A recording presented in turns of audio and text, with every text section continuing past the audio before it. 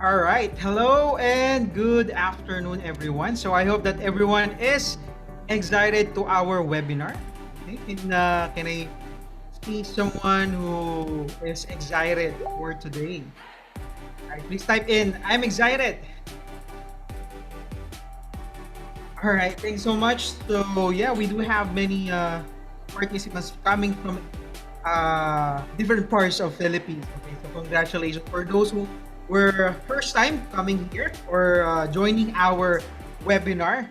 Okay, please can you please type in that it is your first time or type in first time or if it is your second, third, fourth time being here in Upskill IT Workshop. So I do really thank you guys for supporting, of course, our free webinar. Okay, and with certificate, of course. This is your host. My name is Sir Happy, and I'll be the one who will be, of course, giving you the instructions.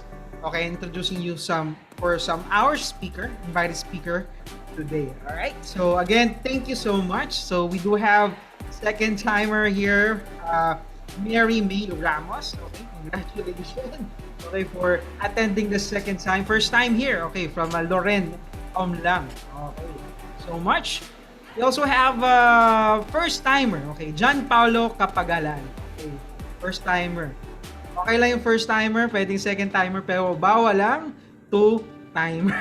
I'm just kidding. Alright, so we do have JR Ribbon. Okay, third time. Wow, amazing. Alright, so thank you so much. Fifth time.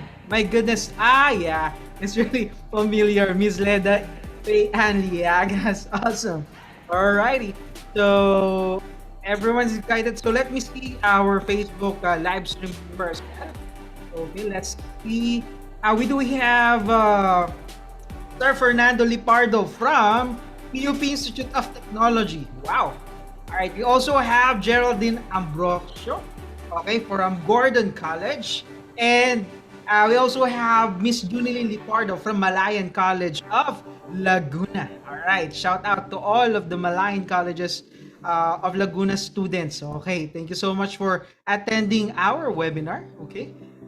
So our webinar is, of course, entitled, okay, this will be three-part webinar. So we do have call center training part 2. So if you attended last webinar, last Saturday, this is the part 2 of our call center training. And we also have MS Office tips and tricks. Awesome. All right, and we also have, okay, but wait, there's more. We have basic electricity. Okay, isn't it amazing? So for those who've been with us for quite a while now, okay, I believe that you are thinking, what is happening now to upskill? Okay, we are of course upskilling. Okay, so way back before we've been conducting our webinar for hacking, for reformatting all computers, right? But right now, okay, we are also teaching language training. Okay, we have ESL. Okay, we also have TOEFL. Okay, language. So I hope that you are also excited with our webinar with this one, and I believe that you'll learn a lot. So, of course, before we start our webinar, there will be an icebreaker. Okay, and this much awaited part of our webinar. So, can you please type "I'm excited" to our icebreaker so that we can, of course, start our icebreaker. So it's really simple. Okay, this is quite different. Okay, from the one that I did before. Okay. So last Saturday we had the Bring Me. Yan, all right. But right now, okay, we'll be having another game. This is you're quite familiar with this one because you install this game on your phone. So it's four pick, one word game. Yan, all right. So of course there will be winner for this game. Okay, it's not just bragging rights that you won the game. Okay, so this is a legitimate winner. So for those who will win this game, okay, you should chat our Facebook page, www.facebook.com/upskill IT workshop, and send the message, send your phone number because the reward will be 50 pesos load. Okay, from Gcash. Okay, again, that is load, not cash. Okay, but load. Okay, are we clear? 50 pesos load, send in your name. Okay, and type thank you Upskill IT Workshop. So right now, okay, the instruction of our game is really listen to, okay? So let me just check one thing here. So, so we do have Nestle May Nunez from DICT 1 from Bulanay, sorry. Quezon, Calabarzon A4. Okay, shout out to all of those students from that school. All right, and who else? From Jay Pante from Partido State University. Shout out! Shout out daw, sabi ni Jay Pante sa mga nanonood from Partido State University. Okay. And Jonel Rapada, okay, second timer. All right, Amaracho, okay, second time, awesome. All right, and first time for Michelle. Wow, looking forward for more. Awesome. All right, so right now, okay, without further ado, let's start our ice breaker. All right, can everyone see my screen? And is my audio clear? Would you like me to mute down my, or yeah, turn down my music so that you can hear it properly? Or are we all good with the bit music at the background? We good, guys, or would you like me to shut the background music? Uh-huh. Here. Okay, good. All good. All good. All good. Good. All right. So right now, okay. So again, this is just four pick one word. Okay. So meaning to say, I will going to show you four picture. Okay, and there is also jumbled letters. Okay, there will be jumbled letters, and all you need to do is to figure out this letter. Okay, what's this word with jumbled letter is? And there again, there will be four letters. There will be four picture rather, and letters, jumbled letters. So all you need to do is to figure out what is this jumbled letter is, based on the picture, the four picture. Okay, we good, guys? Can you please type in I'm excited? So of course we can start our ice breaker. All right, thank you so much, Lay. Alan, thank you so much, Kathleen. Okay, Joshua. Okay, Carmela Raisha. Okay, Erica Lapus. Okay, thank you so much. We still have a lot of people coming in. We are right now 78 on our Facebook Live. Okay, let's check. How many guys do we have on the Facebook Live? Yeah, we do have 47. Wow. So we are almost more than 100 participants actually right now. Okay. So thank you so much, Cyber B. Okay, Cyber B. Okay, Cyber B. Cyber B. Okay, Mario. Thank you so much for typing it and confirming that you are excited. So yes, let's start. And the first picture of the day. Okay, for four pick. Again, by the way, how to answer. You don't need to unmute yourself, okay, because it is not permitted. Okay, all you need to do is to type in the answer on our chat box, of course. Okay? So just type it in, okay? And yeah, that's it. Okay, just type it in. Okay, so the first correct word, okay, you might misspell it because of being in hurry, okay? So again, make sure that you type in the correct word. Okay, the letters are given already. Just arrange it, okay, and type it on our chat box. Okay, so that is clear. I hope so. And yes, thanks so much, Fernando Lipardo. All right, so this is our first pick. No, the first round. Okay, round one. Okay, again, my name is Sir Happy. Okay, so if you have questions, just type in here on our chat box. Okay, so the first picture is.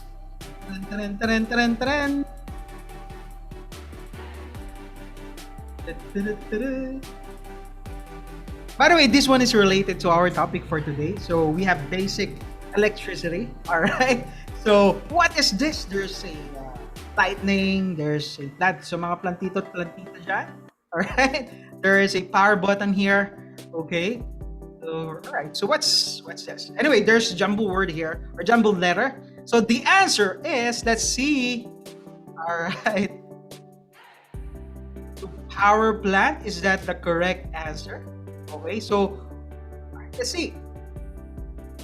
All right, congratulations. It is power plant. Okay, so the first one who typed in the correct answer. All right, the correct answer is, let's see. Technical team, can you please validate who was the first one who got the correct answer? Again, should be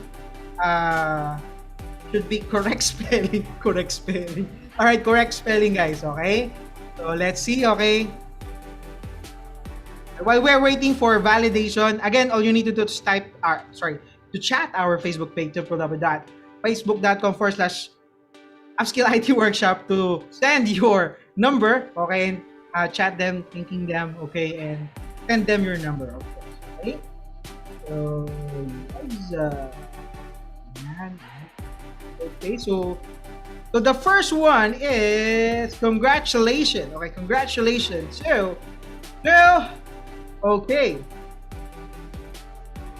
who's that again? Okay. So the first winner is Aramina Pana. Wow! Congratulations again, Aramina Pana. Congratulations for winning our first round. Okay, for answering Power Plant. Congratulations. Okay,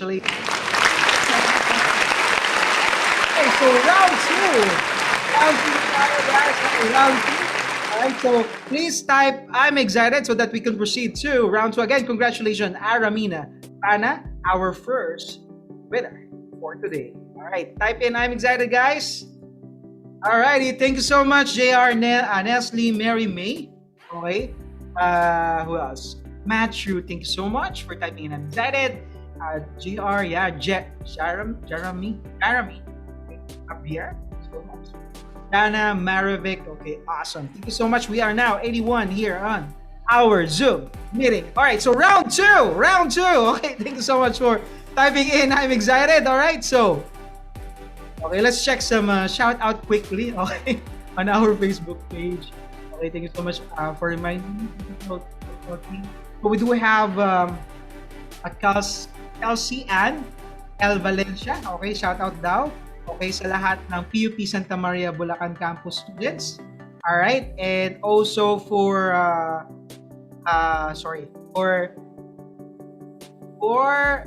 Pearly Avila. Okay, shout out daw to all of the people from VSCS 4A Partido State University. Shout out daw. Okay. Okay, Ate Carmela. Nagpapa-shoutout si Ate Carmela daw. Okay. Mga taga-news teachers, alright? Shout out, tama ba, news? NES at teachers, okay? From Carmela Don Palarco, okay? Alright, so let's start our next round. Round two, okay? Let's guess what's this picture represent in the jumbled letter. Alright, so there is a 3, okay? There is also Michael Jackson, seriously. Alright. And there's also Atom. Okay, I don't know what that is. So yes, you may start typing the answer now. It's quite difficult. Alright, type your answer now on our chat box, guys. Alright, so shout out to what did we do? Azani, okay, Carsula, shout out daw sa mga taga PUP Ulanay DIC. Alright. Good afternoon to you, Mary Azani Carsula. Wow. Alright, so Studio 3. There is no letter E on our letter. My goodness. So the right answer, okay, according to our technical team, alright. So let's see. Okay. Good. Okay, alright. So according to our technical team, the one who typed in the correct answer, okay, and the first one who typed in the correct answer is who? Yes. Okay, so the answer is, the second winner is JR Ribon. Wow! Jason JR Ribon. Okay, congratulations. Our Facebook workshop. Okay, congratulations. Type or chat your number. Don't forget, of course. Make sure that your phone will be given low. Okay. So next, round 3, please type in "I'm excited," everyone, so that we can start our next round. All right. Congratulations again. Congratulations. All right. Thank you so much, Leda, Joshua, Dimano, here. All right. Thank you so much, Carmela. I'm excited. I see. Naldo, thank you so much. All right. So, next round, round 3, okay, is day. So, it is late yung aking paglalagay. But anyway, it's distribution, okay? Round 3. Uy, it's really easy. Piece of cake, I guess. What's this? Autobot and Decepticon. There's a truck. Okay. Different transportation means. Okay, yes. All right. So let's see. Let's see. Technical people, what is or who is our winner for round 3? Yeah, it's really easy. All right. So okay. So according to our technical team, wow, for the first time, okay, for the fifth time you attended our webinar, at least you won or okay, for the first time. Okay, for the fifth time attending the webinar, okay, or you're just giving someone chance. So anyway, congratulations to our one of our suki, okay, na ating webinar. Okay, so congratulations again. Chat your name, okay, send your name and your number to our Facebook page /upskill IT. So again, congratulations, okay, to Leda, Faye, and Liaga. Okay, first time winning, okay, congratulations, okay, congratulations to Leda again.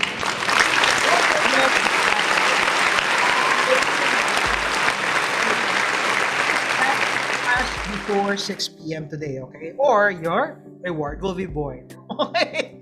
Alright, so that's round 3. And of course, we do still have 2 rounds remaining. Okay, so... Okay, type in. I'm excited. I'm excited. Okay, type I'm excited, everyone. Okay, right now, so that we can start round 4 of our 4 picks, 1 word. Alright, thank you so much, Efren, Resha, Carmela. Thank you so much. Sana manalo ka na. Cyberbeat. Alma, okay.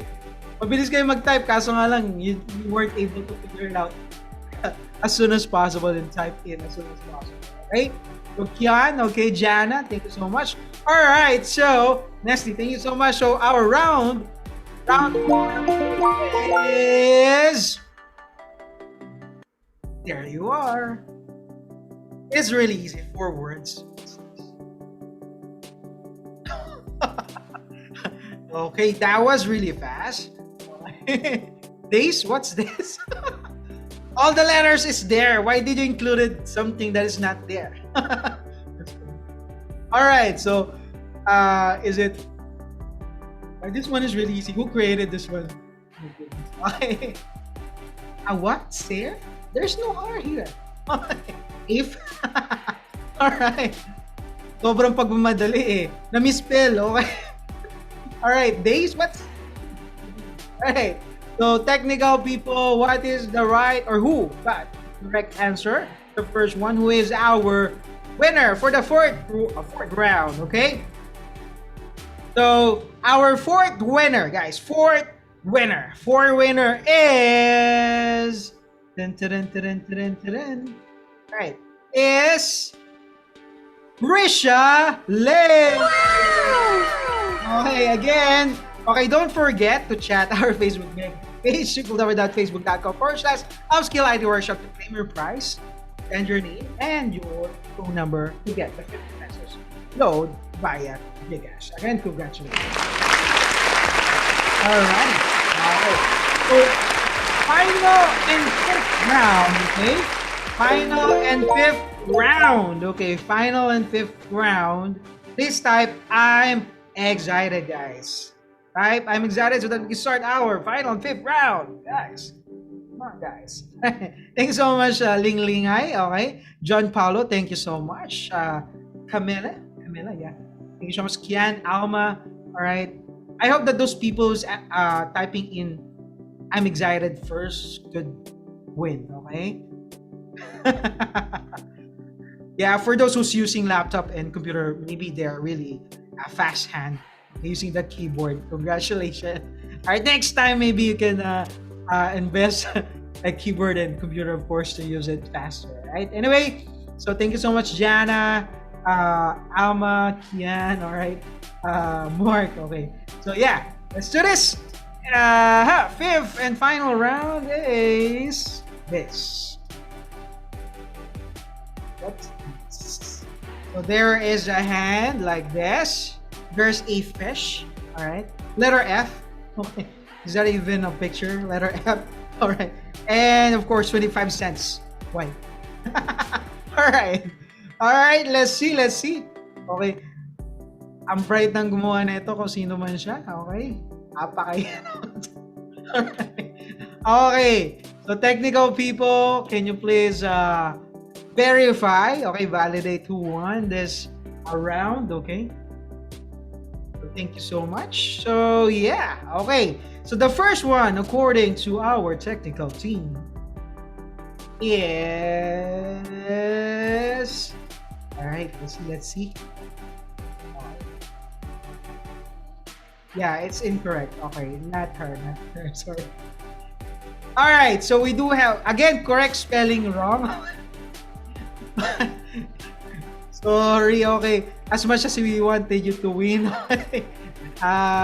Sobrang letter, Eliza. Sorry. Efficient eh. Efficient. So the correct answer is, of course, all right. It's efficient. Okay, so the first one who got the correct answer is, okay, congratulations to you, Jan Oliver Francisco. All right, congratulations again. Don't forget to chat our Facebook page, www.facebook.com/upskill IT workshop. Again, congratulations to all of our winner.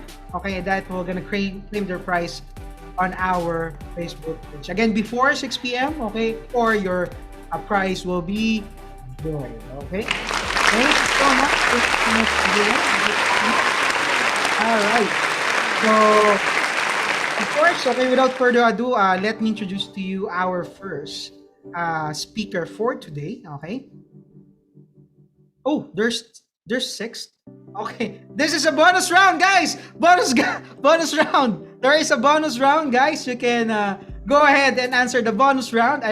I thought it is the last one. So bonus round. Okay.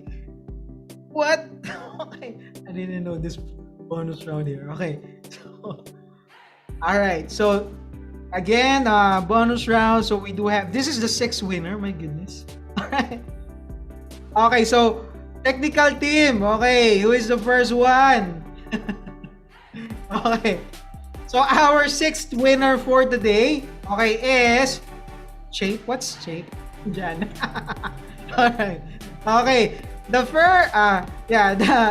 first one who got it correctly type on our chat box is yeah. Okay. So Lera, since you won already, okay, let's give a chance for those who wanted to win. Okay. Ayaw mo na magbigay, ah. Just kidding. All right, so our sixth winner, okay, is, yeah, I guess, magkapatid ba kayong nauna? Not sure. Were you sibling? Or, technical team, do we have, like, a validation for it to play? Okay, sige. No problem. Thank you so much. Okay, so, our fifth winner, sixth winner is, Aramina Pana. Okay, congratulations. Meron pa ba? Okay, again, congratulations. Don't forget to chat our Facebook page with your name and, of course, your phone number to claim the 50 pesos load. Okay, again, congratulations to all of our. Thank you so much. Alrighty, so, yeah. Okay, so, yeah, again, without further ado, sana okay na yun, eh. Okay, so this is our, let's start our webinar na. Nag-join na kayo masyado sa ating, icebreaker. Okay, so it is cheap. Okay. So, our first speaker, okay, is Sir Dindo A. Serrado. He is, he graduated from PUP, okay, with course of BS Math, okay, from Santa Mesa, Manila. Okay, and he's currently now having a occupation as management processing specialist level 2 on Vert is, I guess this Vert is Singapore, right? Or Vertiv? Yep, it's very tip, sir. Vertiv, okay, Singapore ROHQ. So, guys, please help me to welcome our first webinar speaker, Sir Dindo Serrano. Please give him a warm visual or a round of applause. Thank you so much, Sir Happy, and good afternoon din po sa'yo. And also sa ating mga participants for today, no? And syempre sa mga viewers natin sa ating FB and sa ating YouTube, no? So, welcome sa ating webinar. And let's just go ahead and share my screen. So I will be your first speaker for today. So, let me know if you can hear me well, or if you can hear any background noise.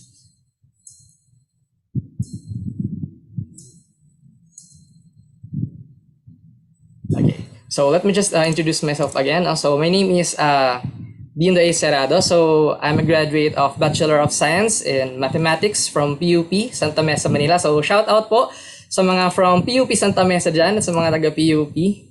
And I'm currently working po as an Order Management Processing Specialist Level 2 sa Vertiv Singapore ROHQ, which is formerly known as Emerson. It's an engineering company po. Na. So I do hope that we find you well and healthy this time.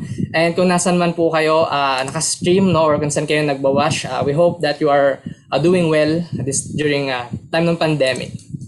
And ayun, so since pandemic ngayon, no, I would like to start first na to share to you guys na we have a lot of time, no, on our hands, no, kasi before we have been going to school or going to work. I believe majority ng mga participants natin for today are students, right? So kung students ka, I want you to react naman kayo dyan ng heart, no? Kung working ka, you can go ahead and thumbs up, right? So I believe majority sa atin is students. And I remember a couple of years ago, we are going to campus, no, going to our work, and it takes yung a lot of time, no, pagdating sa travel and preparation and all. Pero ngayon na lockdown and pandemic, no, most of us talagang ang dami nating time, no. Agree ka ba na marami tayong time to spare? No, we have a lot of time to spend with our families, and syempre, marami tayong leisure time, right? And to give you some of facts, no, I would like to share to you that, alam nyo ba na last year, no, in the third quarter of 2020, the average daily time spent using the internet among the surveyed respondents, no, nagkaroon ng parang survey last year sa Philippines, no, na ginawa nung data reportal, no, sa mga Filipinos, approximately we spend around 10.6 hours, no, sa pagbabrowse sa internet. And in addition, yung respondents, they spent almost 3.5 hours on social media. So sino dito guilty ka that you spend most of your time, no, kaka-browse, kaka-tingin-tingin sa Facebook, kakatingin sa Instagram, or kakatingin sa internet, no? Ako, I really love browsing the internet kasi ang dami ko natututunan doon, right? But sige, I would just like to ask a question muna siguro sa ating mga participants for today, no? Let me know kung isa ka sa mga kung yes ang sagot mo dito, no? Are you a person, no, you can seem to set down the smartphone? Ikaw ba yung yung person na laging madalas most of the time pagising ka, hawak mo yung phone mo, no? Sige. React na lang dyan. And next is you never look up from your device, no? Minsan for a couple of hours straight, no? Lang, Facebook lang, or siguro you're just playing online games sa computer, no? Kahit anong device na ginagamit natin. Or sometimes, no, napapansin natin na we miss out conversations, no? Sino dito you experienced having a dinner or lunch with your family, pero yung kapatid mo nakatutok sa cellphone, no? You're trying to start a conversation with other people, but you see them na talaga nakatutok sa kanilang phones, no? So they miss out yung mga conversations na yun. And sometimes, no, yung ibang people, no, they fall behind of their responsibilities because nakukuha na yung time nila kadalasan ng paggamit ng ating mga devices, right? So ngayon, it will raise some issues, no, sa life natin whenever we have this kind of lifestyle. Kapag hinayaan natin na ang lifestyle natin is we are leaned, no, sa pag-spend ng time natin more sa gamit ng social media or ng internet or ng kahit anong devices that we have. So, I would like to share to you, so what happens to a digitally distracted lifestyle? So probably we are digitally distracted, no? Kasi sa ngayon, ito na lang yung ginagawa natin dahil pandemic, no? Ito yung mas madaling gawin, mag-browse sa Facebook and sa social media or sa internet, right? But what will happen if we don't know how to manage or to use yung mga devices natin na yun properly, no? So it will distract our lifestyle. So what I will be sharing to you is this. So number one is intimidation and insecurity starts to build up. So when you turn on your social media, sino dito? Ang dami mong post na nakikita, probably from your friends or your classmates or your coworkers. Nakikita mo yung mga things na pinoflaunt nor finiflex nila sa social media, no? Meron ka bang friend na gano'n na lahat na lang ng bago sa kanya, pinopost niya lahat ng bagong order niya sa Shopee or everything na kung anong meron siya. They always post it on social media or they always post it on the internet. And sometimes, some other people, na-intimidate sila. Some people, nagkakaroon sila ng insecurity within themselves, no? That's the time when envy comes, no? Yung ibang people, naiisip nila na sana meron din ako nung mga things na nakikita ko sa social media or yung mga things na meron itong taong nakikita ko sa social media. Right? So, are you this kind of person na may nakikita ka na insecurity in yourself just because you see posts from other people? And next, ano pa yung nangyayari kapag we are digitally distracted? Number two is, social media, hindi ko naman sinasabing negative lahat ang effect na ito, no? Ang ating internet will give us very helpful information, no? It will help us learn more things, no? Pero hindi sa lahat ng pagkakataon tama, no, or true or good news yung nare-receive natin. But sometimes, sino dito na biktima ka na ng fake news? Sino dito you have already received wrong information? And walang ibang nakakatakot than receiving the wrong information. Ako, lalo pa ngayon na COVID, no? Maraming mga nagpo-post na they say na yung conspiracy theory with regards sa mga vaccines and all, no? And if you don't use your social media correctly or you don't use your devices correctly or hindi mo filter out kung ano yung mga things na dapat na pumasok sa'yo, ang tendency nun, you will get the wrong information and that is very deadly, no? Kasi kapag wrong information yung nagets natin, magkakaroon tayo ng wrong mindset, correct? And next, number 3, no? So we become unstable. Ano yung mga things na naging unstable sa atin whenever we have a digitally distracted lifestyle? Kagaya na sinabi ko kanina, no? Sometimes our relationships na medyo naapektuhan and instead of we have spending quality time with other people, we spend too much time on our phones, our computers, no? And sometimes our goals are also questioned. May goals ka sa life but because you are seeing different things sa internet, iba-iba yung nagiging priorities mo, iba-iba yung pinagfo-focusan mo. And lastly, we now live in a fearful and doubtful life. No? Sometimes we don't trust ourselves. Our identity is being set on different things, and sometimes we portray something that we're not really are. No, we don't want people to see the real us. No, yung iba, they're just posting kung ano yung mga nakikita mo sa social media. Sometimes hindi naman talaga yun yung reality ng person na yon, tama ba? Sometimes yung pinapakita lang natin or yung pinopost lang natin sa internet are yung mga things that we want people na makita nila sa atin, but they don't know what's really happening in our lives. No, so we don't trust ourselves and sometimes we portray ourselves as something different. Okay? So ngayon, I will be sharing you guys yung essential life skills that we must learn also. No? So I will share to you yung mga pointers to keep yourself focused. Hindi tayo dapat nakafocus sa social media lang or sa paggamit lang ng device, but I will teach you guys kung paano tayo mas magiging focus. So, ang number 1 is set your reference point. So, I want you guys to think of a goal, no? Na ano ba yung pinaka-goal mo? Dapat meron kang definite target or meron kang definite goal.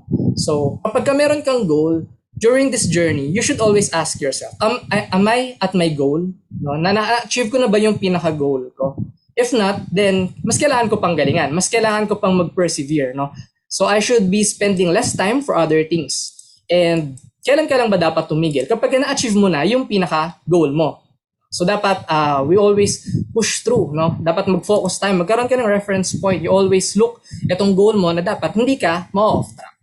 Right? And the next point, it requires effort. Sino dito, nahihirapan ka talagang i-remove yung mga distractions sa life mo? It's very difficult, right? So kung nahihirapan ka, kung napapansin mo sa sarili mo, yes kuya, yes sir, I'm really having a hard time removing itong mga distractions. So kasi nakasanayan ko na-addict ako sa Facebook, no? And sometimes it's really difficult. But what we really need is discipline. Sometimes the most powerful word is no. No? Sometimes kapag meron kang gagawin, no, sino dito, 'di ba, majority students, no, yung may mga thesis ka. Sino dito dahil maaga pa naman, mamaya na lang o kaya mamayang gabi o kaya bukas, to the point na we procrastinate and darating yung point na yung mga ginagawa natin is hindi na nagiging maganda kasi we don't know how to say no dun sa mga distractions na napupunta sa life natin. Right? So kailangan talaga mag-effort talaga tayo. It's difficult, but we must discipline ourselves to say no sa mga distractions, no? And number 3, it is filtered through your priorities. So you should always ask yourself, dapat magkaroon ka ng question sa sarili mo, is it my priority? Ito bang ginagawa ko ngayon na pagbabrowse sa internet or yung ginagawa ko ngayon sa social media or sa phone ko, is it aligned to my goal? If it is, it's okay. No, but if it is not, or if you think that you are just wasting your time in browsing and all, kailangan, we must learn how to, remove muna yung mga, i-cut off muna natin or i-lessen muna natin yung paggamit. I'm not saying to really cut it off, but what we should do is to manage correctly, no, yung paggamit natin ng mga devices natin. Para hindi tayo ma-out of focus. So we must filter your priorities. And next is, focus should be strengthened. No? So hindi lang important na meron kang focus, but ang kailangan, yung focus mo, lalo mong pinagtitibay. No? Mas malakas yung desire mo dapat to achieve your goals than your urge, no, to waste time or procrastinate. Yung puro mamaya na lang, kaya in the end, whatever things that we do, no, or yung mga things na ginagawa natin, late natin natatapos or substandard yung nagagawa. Habang tumatagal, do you believe, no, habang tumatagal, minsan talaga nawawala yung focus natin. And kadalasan, alam nyo ba, yun yung time na malapit na pala tayo dun sa breakthrough. Yung konti na lang sana, matatapos mo na yung gagawin mo. Kaso na off track ka, no? Kaya sayang. So you should strengthen your focus. The more ka na gumagawa ng isang bagay, dapat mas lalo kang nagkakaroon ng strength na mag-say no. Kasi mas lalo nakaka-tempt. Minsan, bigyan ko muna yung sarili ko ng reward. No? O kaya, bigyan ko muna yung sarili ko ng, okay naman mag-break in between, no? Sa work natin or sa mga ginagawa natin sa school. Pero yun, pag napapansin mo na, yung break mo, ilang oras na, kaka-browse mo sa social media, no? O kaya sa paglalaro, minsan, hindi na natin natatapos yung dapat natin tapusin. So instead na sana natapos na natin siya nung ngayon, matatapos natin siya sa susunod pa, right? So we should strengthen our focus. And lastly, so produce faith. At some point, we will experience failure talaga. I'm not saying na kapag nagawa natin yung first 4, hindi na tayo mag-fail sa mga ginagawa natin. Sometimes, maka-experience pa rin tayo ng failure, but don't fret, that is just part of the journey. Think of it as a stepping stone towards success. Always learn, lagi natin ilagay sa isip natin, no? Na either we win or we learn. There's no lose. You only lose when you are distracted too much and you quit on your dreams. So, kung ikaw may dreams ka, dapat talaga magkaroon ka ng perseverance, tama ba? Instead of becoming distressed because of the digital distractions that we're experiencing, we should focus on important things. So motivate yourself, keep telling yourself you can do it, and pat yourself on the back. Sometimes kailangan ikaw na lang din talaga yung mag-motivate sa sarili mo para i-push yung sarili mo. And what's the better motivation that we have other than why we do things? So focus tayo sa purpose natin. So balik tayo sa question kung bakit nga ba natin to ginagawa. So I want every one of you guys to think, ano ba talaga yung goal mo? Ako probably before ang goal ko to have my own house, no? dati nung student ako makagraduate. That's my goal. So if that's your goal, think of it. No? And ask yourself, bakit mo nga ba gustong makagraduate? No? Is it for your family or is it for yourself? No? It's something na nakaka-motivate going back sa purpose mo kung bakit mo siya gagawin. Kasi probably kaya tayo off track because nakakalimutan natin why we are doing these things. O kaya you are doing this because it is something that the Lord has promised sa'yo. Ito yung promise na na-receive mo from the Lord. And if you believe that the Lord has prepared a very great plan for you, I want you guys to react, isang heart naman dyan. If you believe that, may question pa din ako sa inyo. Are we ready to focus on what He has set for us? And are we willing to be in partnership with Him for us to achieve these promises? And lastly, can we follow what He says? That's the question worth thinking an answer for. So while thinking dun sa mga things na inask ko kanina, I would like to share this to you guys. I have so many goals in life. Kagaya nga na sinabi ko, I want to have my own house. Kasi for the longest time, I'm currently 27 years old. And since nung pinanganak ako, nangungupahan lang kami. So I don't want to see my parents na, alam mo yun, na wala silang bahay na sarili, wala kaming bahay. Saan kami pupulutin, Or kung halimbawa, pinaalis kami sa inuupahan namin, it's a very big problem. So my goal is to really buy my own house for my parents and syempre para din sa akin. And syempre, magkaroon din ng sariling business. Kung ikaw gusto mo din magkaroon ng sariling business, isang react na lang dyan, I believe yun din yung gusto ng iba. Syempre I myself have encountered so many distractions din. To the point that I lost vision of my goals. Na-addict ako before sa computer games, to the point na kahit yung student ako, nagka-cutting classes ako. Siguro hindi ako graduate ngayon or wala akong work. Or worse, baka yung life ko is the very opposite of what I have imagined. Lulong ako siguro sa vices. Or a life with no direction. Siguro ginagawa ko na lang ngayon, tambay, puro scroll na lang sa Facebook, ginagawang escape from reality yung social media, or kaya ginagawa kong gamot sa pagkabagot ng Shopee, order na lang ng orders, gumagawa na, And I'm not saying mali yung mga yon, pero yung excess and harmful use of entertainment. But because I received an inspiring message long ago when I was a student, which is learning how to value my time, my perception changed. Even now, kahit maraming temptations, distractions, hindi naman nawawala yung mga yun. But because I learned how to manage my time and resources, hindi ako madaling ma-off track. Thanks to a group of friends that reminds me of my purpose, goals in life, and why I do things na ginagawa ko ngayon. I'm not saying that I am successful already to speak in front of you guys, but I am inching my way to the kind of life that I desire. A life that is blessed so that I can become a blessing to other people as well. Especially sa family ko. I am currently spending and cherishing my quality time with my family, becoming more productive and fruitful sa work and sa mga activities, and more time in doing the right things. And in the end, yung purpose ko is to love God and to love other people. To trust the one who created me, that He will fulfill what His promises para sa akin. A plan to prosper me and not to harm me. Plans to bring me hope and a future. Sabi sa Jeremiah 29:11. And I believe that's what He wants also for every one of us here, sa mga nakikinig. Because, why? He loves us and cares so much. So hindi niya tayo pababayaan, and kailangan na natin gawin is mag-trust at mag-obey lang tayo. So before I end, I would like everyone to invite you all sa prayer. So if we can just go ahead and close our eyes and bow down our heads, I will lead the prayer. Now, Heavenly Father, we thank you, Lord God, for this afternoon that you have given us to hear, Lord God, your word.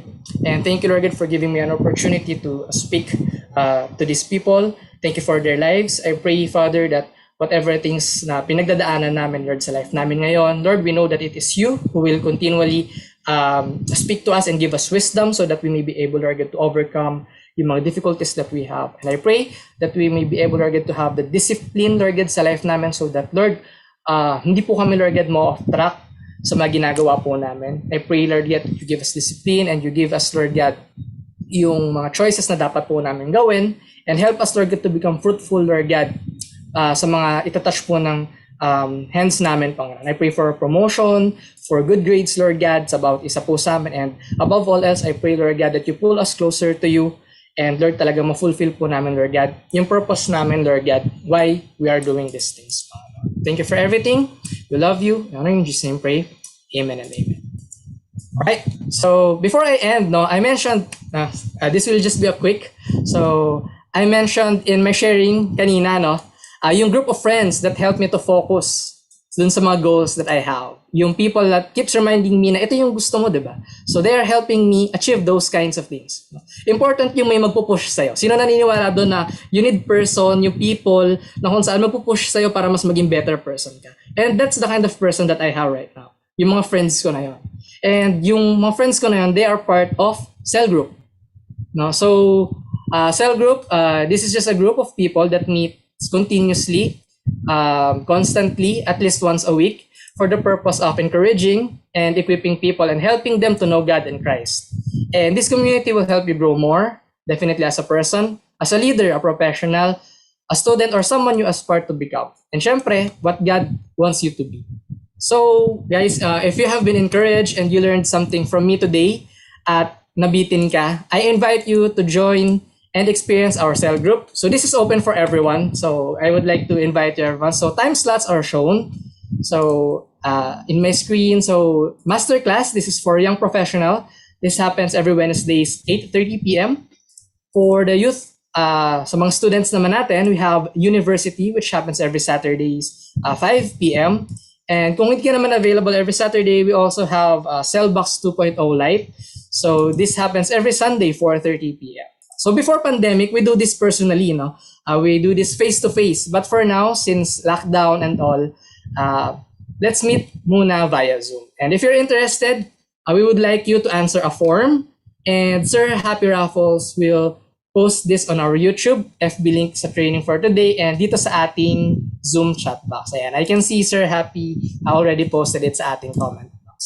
So once again, thank you everyone for listening to me, and I hope to see you soon, guys. So thank you and God bless. All right. So thank you so much, Sir Dindo, for sharing that amazing lesson. Focus. Of course, we are preoccupied with many important important things that we thought that is important. So yeah, thank you so much, Sir Dindo. Okay, and yeah, I would like to, of course, give this award quickly before he leave. Okay, he might have something to do today, but let me just share it quickly. Yeah. So I would like to share this certificate of appreciation to Sir Dindo A. Cerrado for sharing his valuable knowledge as a guest speaker during our live webinar here. Okay, so again, we really appreciate you sharing a valuable lesson to all of our participants today. Okay, so thank you so much, Sir Dindo. And without further ado, let's go ahead and call our next speaker. Okay, so our next speaker is a BS Nursing graduate, and also she is a board passer. Okay, isn't it amazing? All right, so let me introduce to you guys our second speaker. She's gonna share our call center part two. So she was also a call center agent. All right, so she'll be able to share to you valuable knowledge about getting hired, maybe, or some skills that you need to get hired to a call center company. Of course, this is really an awesome industry, the BPO industry, because they aren't able to get or they're able to help our economy. Okay, but anyway, before we move forward, just a quick reminder, you need to stay on our Zoom meeting, take note of everything, because it doesn't mean that you attended this webinar, you'll get e-certificate. You'll get e-certificate after you pass the assessment. Okay, and again, it doesn't mean that you registered. Okay, you'll get e-certificate. Our webinar is, we focus on you learning. Okay, not just you attending. Okay, that's our main goal here. So I hope that that is clear. Okay, so without further ado, again, help me to welcome our next speaker. Okay, her name is Ma'am Desiree Arboladura. Okay, please help me, guys, to give her a virtual round of applause, please.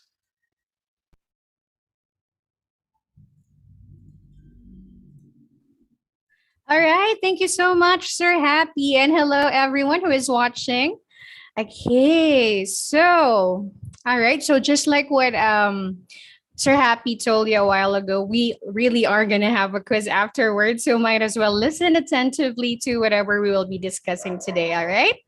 Okay, so again, my name is Desiree Arboladura, and I am very excited to share with you guys an introduction to what Upskill IT Workshop can offer you. Okay, so today we will have our call center training part two. Okay, and as one of the trainers of Upskill IT, okay, I'd like to share with you my presentation. All right, so again, listen attentively and enjoy. Okay.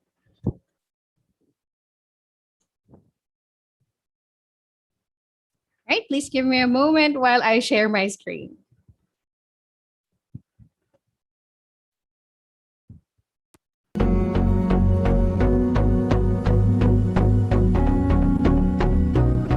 Thank you for calling Coats and Gals. My name is Sam. How can I help you?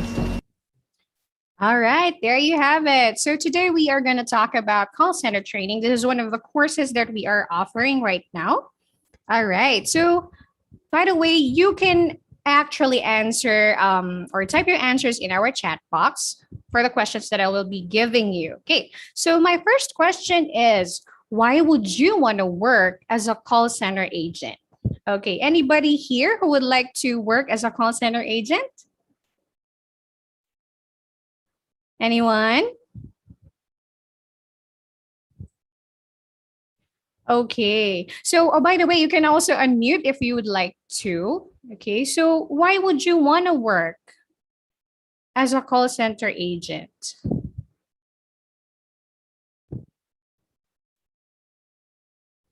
To earn higher salary. All right. Yeah, that's from Stacy May. Okay. For school, yeah. So, I think you're a working student or you would like to provide for yourself. Okay. To earn money, improve my knowledge. Okay, very good. To sharpen English vocabulary. Nice answers. All right. Working as a call center agent will support and gauge our needs. Okay, good. Right. To improve my vocabulary. All right, good. Thanks. Thanks for responding. Okay. So there you have your answers to the why. But now let's try to answer this question. Okay, so how to be a call center agent?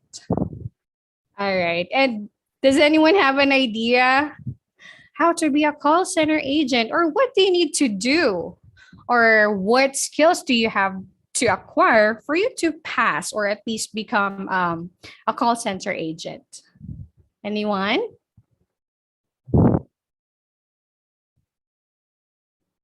Communication skills. Wow, great answer. Fluent in English, at least graduate, okay, or high school graduate, okay, to boost my communication skill. All right, very good. Yes, actually, you are correct, okay? Your answers are all correct because according to a LinkedIn survey conducted in the United States, communication topped the list of the in-demand soft skills. Okay, so you can see here in the screen that communication got number 1 and also number 8.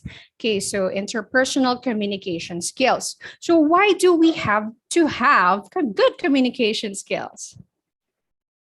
Why do we need to be good when it comes to communication? Okay, so good communication skills are essential to allow others and yourself to understand information more accurately and quickly. In contrast, poor communication skills lead to frequent misunderstanding and frustration. Yeah, so if somebody misunderstands you, of course, you will really feel frustrated.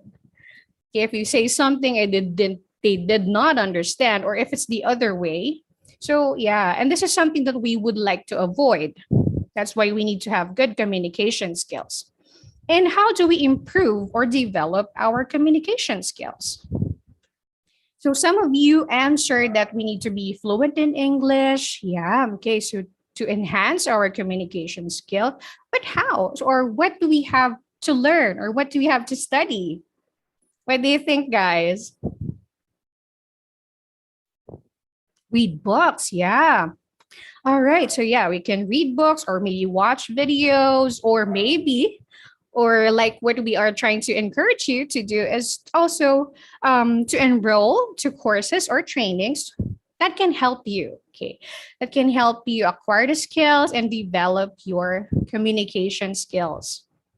All right, movies, study harder. All right, trainings, very good.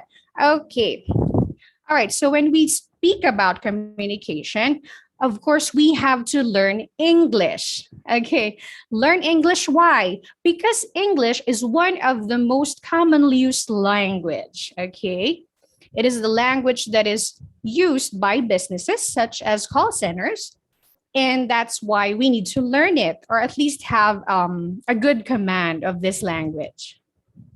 All right. So, by the way, I will be showing you a video. Okay. This video will actually show you an example how an American or a Native American speaker might react to us Filipinos speaking our, what do we call, Baroque or our Filipino English. Okay. So, all right. Let's watch this.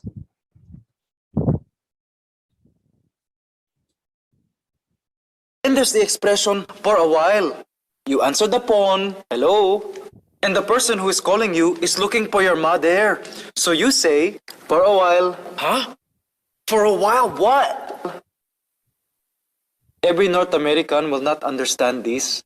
For a while is simply a translation of the Filipino expression, sandali, sandali. For a while, sandali. For a while. Here's another one. When you're going to your friend's house to pick up something, you say, okay, I'll pass by your house tonight. If the person you're talking to is a Westerner, he'll most likely say, you'll pass by? Aren't you gonna stop? That's just the Pinoy way of saying, I'll drop by. It's the translation of the Tagalog, dadaan ako. Dadaan ako, I'll pass by. Dadaan ako, I'll pass by. I wanted to pass by to pet you, but EDSA was so much traffic, so I texted you for a while lang. Say what? All right, there you have it. Okay, so how did the American react to how Mikey Bustos spoke? All right, was it good? Was it positive or negative? Yeah, Mikey Bustos. Yes, that's Mikey Bustos. Okay. Negative. Yes, you're correct. Ivy Joy. Okay, so he reacted negatively. So he did, or he said, what? Are you not going to stop? Something like that. Okay. Because he did not understand. So clearly there was a misunderstanding in the conversation. So this is one of the reasons why we need to learn their language so that we can avoid misunderstandings and our customers from being frustrated. We don't want that to happen. All right, so let's now go to the next video or next slide. Okay, so as your future trainer, my objectives are, okay, so it's to develop or help you develop your language skills, develop your confidence in speaking the English language, and of course, to equip you with knowledge and strategies on how you will be able to communicate with your employers and also with your customers. Okay. Okay, so when we talk about English, part of that is we need to learn grammar. So we need to learn the English grammar. Why do we need to learn the English grammar? Of course, because this is how we construct sentences. Okay, so by learning English grammar, we will be able to create or make sentences which are more accurate and are easily understandable. All right, so let's look at this picture. So the man said, "Are you the new English teacher?" And how did the woman respond? She said, "Yes, I are." Okay, so can anyone say if there is something wrong with the conversation? Is there anything wrong with how the woman responded? Yes, I am. Okay, yeah. So there is something wrong because instead of are, the woman should have used yes, I am. It should be am. Very good. All right, Carmela, Lauren. All right, thank you so much for your answers. All right, so when we talk about grammar, we have, or one of the rules that we need to learn is the subject-verb agreement. Okay, so here Looking at the table, we have our subject. So first we have I. Okay, please remember that when we use I, we should also use am, not like what the woman used or what the woman said. She said I are. So it doesn't have to be like that. It's not supposed to be like that. What we need to say is I am. If we are talking about present tense, and if we're gonna talk about something in the past, it should be was or I was. Okay. Next, we have we, you, and they. Okay, so for these three, we need to use are, the be verb are. Or if it's in the past, we need to use were. How about when we are going to use he, she, and it? So it's always is. Okay, for example, he is handsome or she is tall and it is big. Okay, or if it's in the past, it should be was. All right. Okay, let's try it. Okay, I hope you remember. Again, if it's I, it should be am. If you're going to use we, you, and they, it should be are. And if you're going to use he, she, it should be is. Okay? All right, let's have an activity and please answer using the chat box. Let's complete the following sentences. Okay, so for number 1, she blank coming home this weekend. Is very good, Alan. All right, very good. Okay, so the correct answer here is. She is coming home this weekend. Okay, let's try number 2. They blank coming home this weekend. Are. Okay, Charlene, John Paulo, very good. Okay, so the correct be verb is are. We need to use are for this one. All right. Number 3, let's try number 3, guys. I blank going to Disneyland in March. I am. Okay, very good. All right, I am. Okay, am. Mary Azinet. All right, thank you. And the last one, we blank going to Disneyland in March. Very good. Fantastic, guys. Okay, so now we're done with subject verb agreement. Let's now go to prepositions. Okay, so we have the preposition for time and the preposition for location or place. Okay, so I only put 3 here since we have limited time. And since this is just an introduction. Okay, so first we have in. So when do we use this? When do we use in? So when we're talking about time, we can use in for centuries, like in the 1800s, or the decades like in the 80s or 70s, 90s. Years, for example, I was born in 1989, so I used in months, okay, July, May, and for weeks, 2 weeks. Okay, now can anyone tell me your birth year, or in what year were you born? Okay, can you please type your answer using the correct preposition? Okay, very good, Ivy. I was born in 2001. Oh, okay, great. 2001, Joseph. Okay, in 1994. Great. All right. Now let's try on, okay? Let's now go to on. We use on for more specific dates. For example, May 7th, 1964. So we have the month, the date, and the year. So it's a complete date.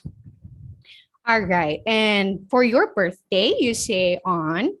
For days like Monday, Tuesday, Wednesday, Friday, Saturday, Sunday. Okay, so you use on. All right. Now, when do you usually go to church? When do you usually go to church? Okay, so let's use on for this one. On Sundays. Very good. Okay.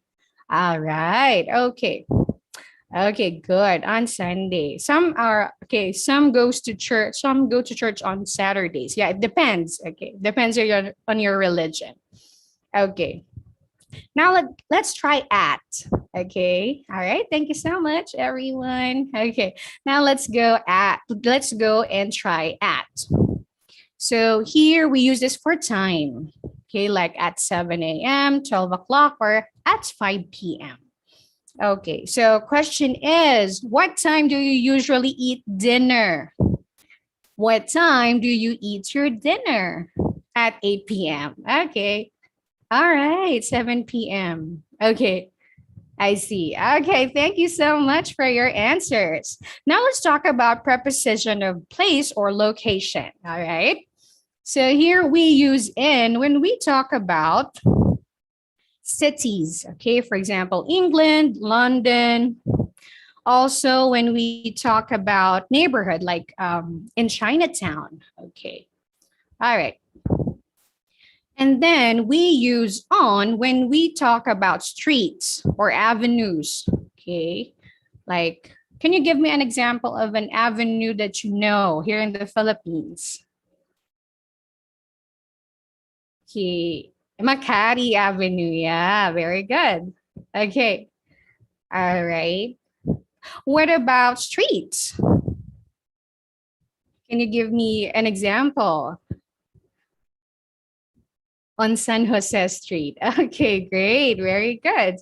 All right. So again, in for countries, cities, neighborhood, and on for streets and avenues. All right. JP Rizal. All right. Thank you, Janelle. Okay, now let's talk about the specific address or the complete address. What do we use for that? So for complete addresses, we use at. Okay, here we have the example 734 Oxford Street. And when we talk about a specific location, like at the store or at the mall. Okay. All right, very good. Thank you so much. All right, so now let's proceed to the next slide.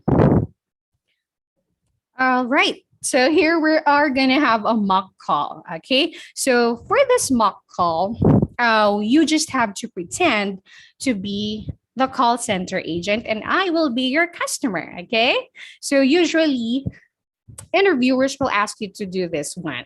Okay. So maybe after your initial and your final interview, mock call comes next, or maybe at the last part. Okay, so because they're going to assess how you would answer or respond to a customer. Okay, so here we have a sample of a billing statement. Okay, so the information that you can see here includes, of course, the name of the customer, which is Jane A. Customer. And then we have her address, which is 123 Main Street, Anytown, Nebraska. The name of the company, which is Nebraska Public Power District, and also the due date when the customer needs to pay her bill and the amount due or the total balance. Okay, so who would like to try?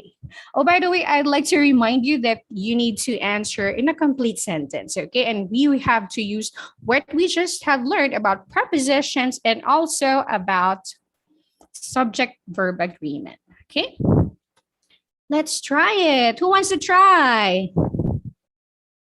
Okay, anyone? All right, feel free. Don't be shy. It's okay. So I'm just gonna answer you some questions and I just need you to answer them in complete sentences, okay? So here's an example of the script that you can use. So you can say, hello, this is Nebraska Public Power District. Okay, and then your name. Or hello, thank you for calling.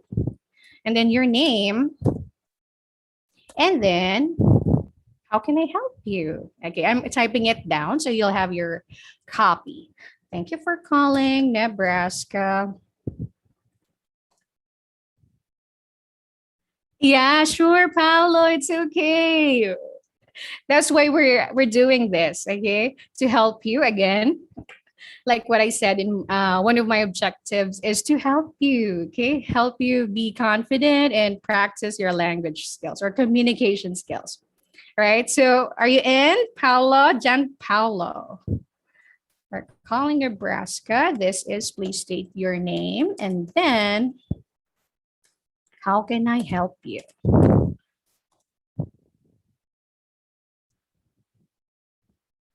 Okay. Wow, you're brave, Paolo. How about the others? Come on, guys, you can do it too. Okay. So John Paolo will be doing the mock call. However, I would like the others or our other participants to also answer the questions, okay? So let's try it. So I'm going to ask some questions first. All right. For example, what is the name of the customer? Okay. What is the name of the customer? Anyone? All right. Complete sentence, please. Okay. Because we also need to practice that. Answering incomplete sentences. All right. The name of the customer is Jane A. Customer. Very good, Paolo. And Alan Brutus. Okay. All right. The name of the customer is Jane. That's from Mary May. Very good. Good job, everyone. All right. Now, where does she live? Where does she live? Again, let's be careful in using our prepositions. Is it in, on, or at? Anyone?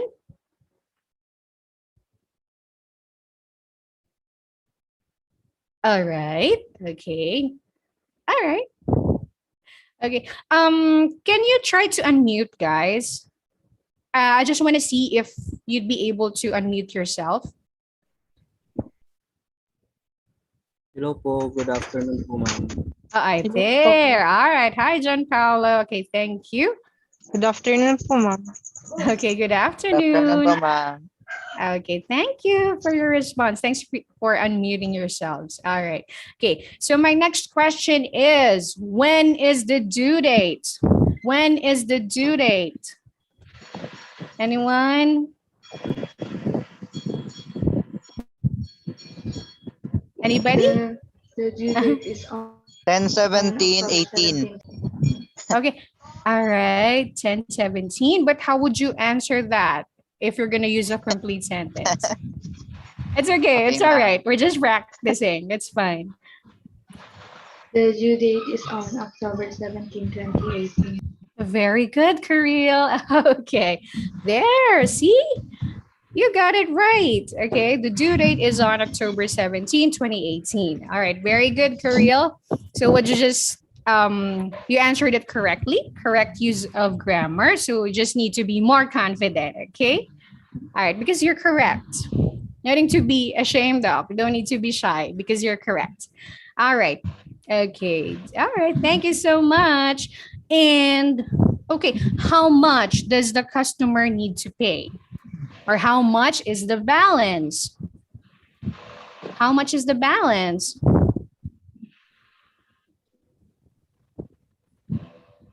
Anybody? Okay, so the balance is also the amount due. Balance. Okay. Yeah, the customer's balance is how much? All right, thank you, Alan. $51.86. Okay, great. Very good. That's correct. All right, she needs to pay. Oh, wow, very good. All right.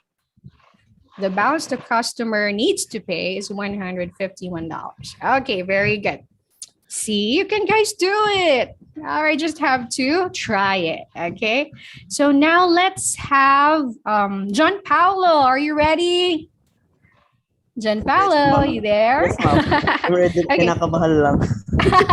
That's okay. That's fine. That's normal. Perfectly normal. Okay, so I'll just type here your script. Oh, okay. I wasn't able to copy it. Okay, let me try again if I can copy and paste it. So again, you can say hello. Thank you for calling Nebraska Public Power District. This is John Paolo speaking. How can I help you? It's okay if you don't do it quickly. I mean, with normal speed, it's fine. Okay, I'm sorry, John Paolo, I cannot copy paste the script. Okay, but let's try, okay? Can you scroll up or down? Maybe you can still see the thing that I typed. Sure, ma'am. For a while. All right, it's there. Okay, so it says, hello, thank you for calling Nebraska. And please say the complete name of the company and then your name. There, ma'am. All right, you have it. All right, good. Okay, so let's try it. So this is how it's gonna sound like when you start working in a call center. Okay, so you'll hear the ring.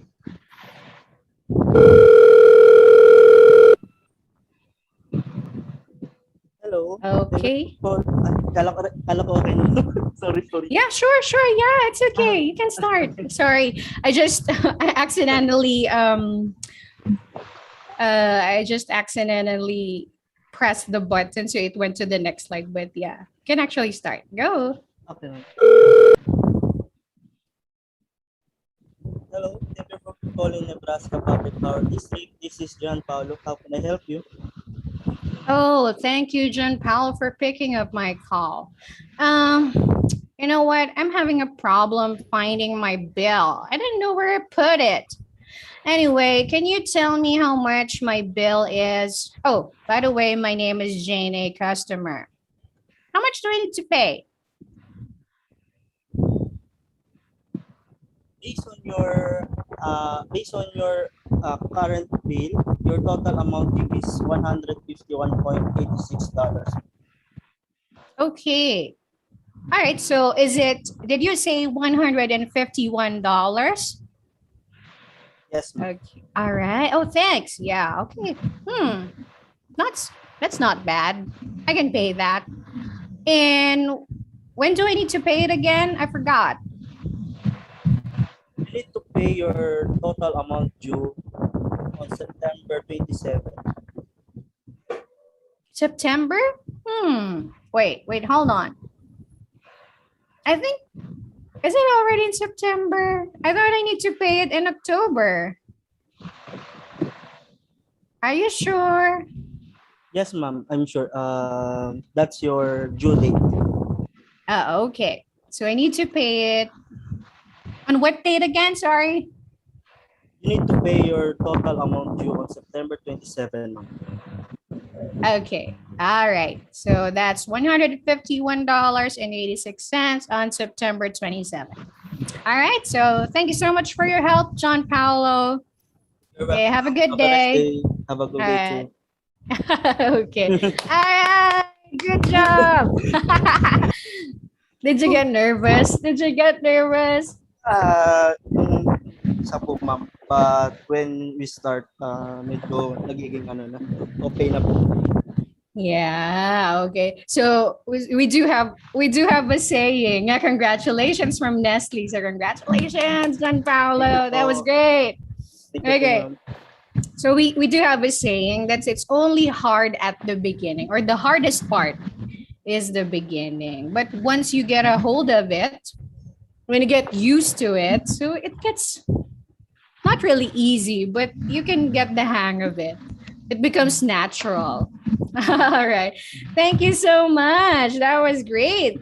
Thank you so much, John Paolo, and every one of you guys. Thank you all for for participating and answering the questions that I have for you guys. All right. So thank you again. And I hope to see you soon in one of our classes or language classes. So please stay safe and see you soon. All right. Have a good one, everyone. Bye-bye. God bless and stay safe din po. All right. So, thank you so much, Ma'am Des, for sharing that awesome lesson. Ang galing ah. Oh, kaya na kaagad ni pwede na. Apply ka na kaagad sa call center. Yeah, actually, guys, what we did right now is actually the actual training that we are doing before you apply for a call center job. So this is really good information that you have gained right now. So again, thank you so much, Ma'am Des, and let me just quickly give this certification of appreciation from Skill IT Workshop.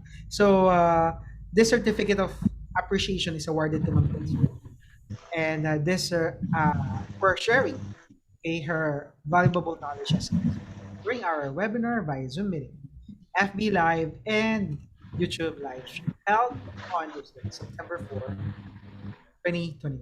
Okay, thank you so much again, Ma'am Des. And yeah, okay, we're not yet done. Okay, so she is our second speaker. Now let's move on to our next speaker.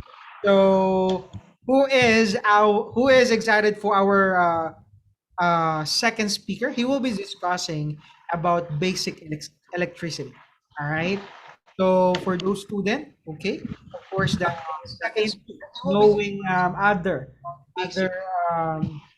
knowledge, of course, that help them out, okay, with their studies. So this is technical skill, okay. Everyone needs to know this one. It is basic, right? If you have a switch on your house, outlet on your house, a lighting on your house, okay, this knowledge will definitely help you out to figure out things like kuryente ba ay nakakakuryente, voltahe ba ay nakakakuryente, parang ganun. All right, so you'll know those things, okay, by knowing or of course, taking note of our webinar for today that will be discussed by Sir. Let me just introduce his quick background. He graduated with course of BS Industrial uh, Education, okay, and he was graduate in Don Honorio Ventura State University. So, guys, let me or help me out to introduce our second or third rather guest speaker for today that will be sharing about basic electricity, Sir Arthur C. Lyon. Guys, please help me to give him a virtual round of applause, please. Yeah, all right. Thank you Hey, so good afternoon to everyone. I'm okay. Let me just share my screen for a while. Wait for a moment.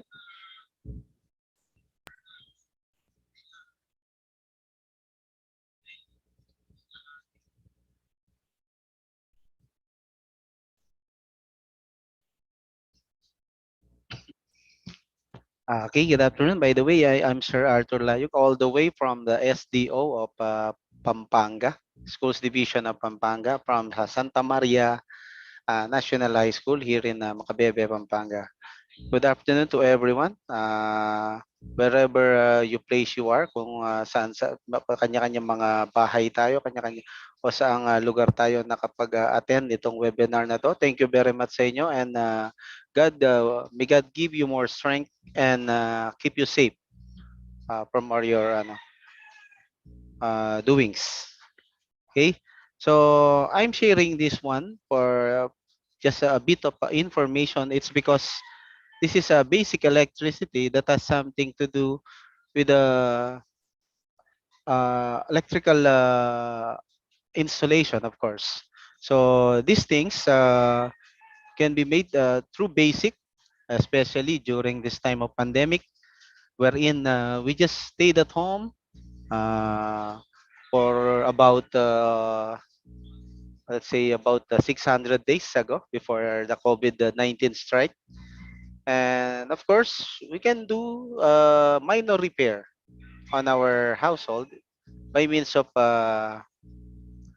sharing you this information.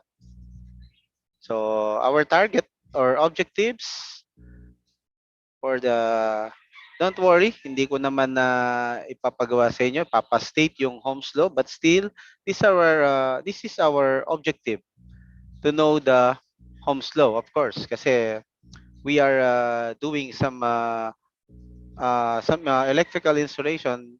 There are some things na kailangan nating malaman and solve for each variable.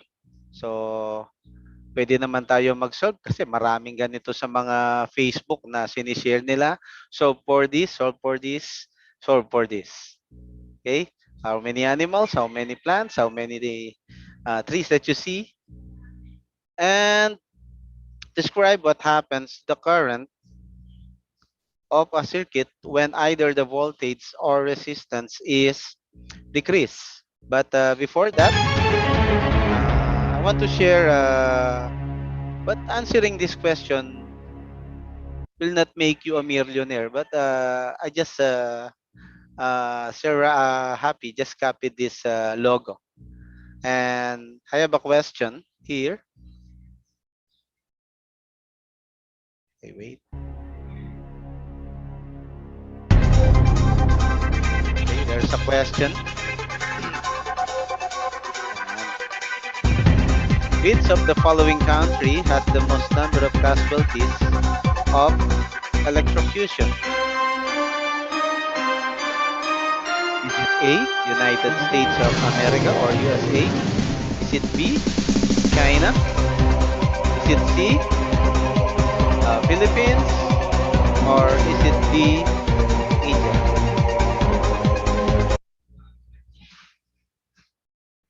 Okay, what is your answer? Type in your answer on the chat box. Okay, just the letter.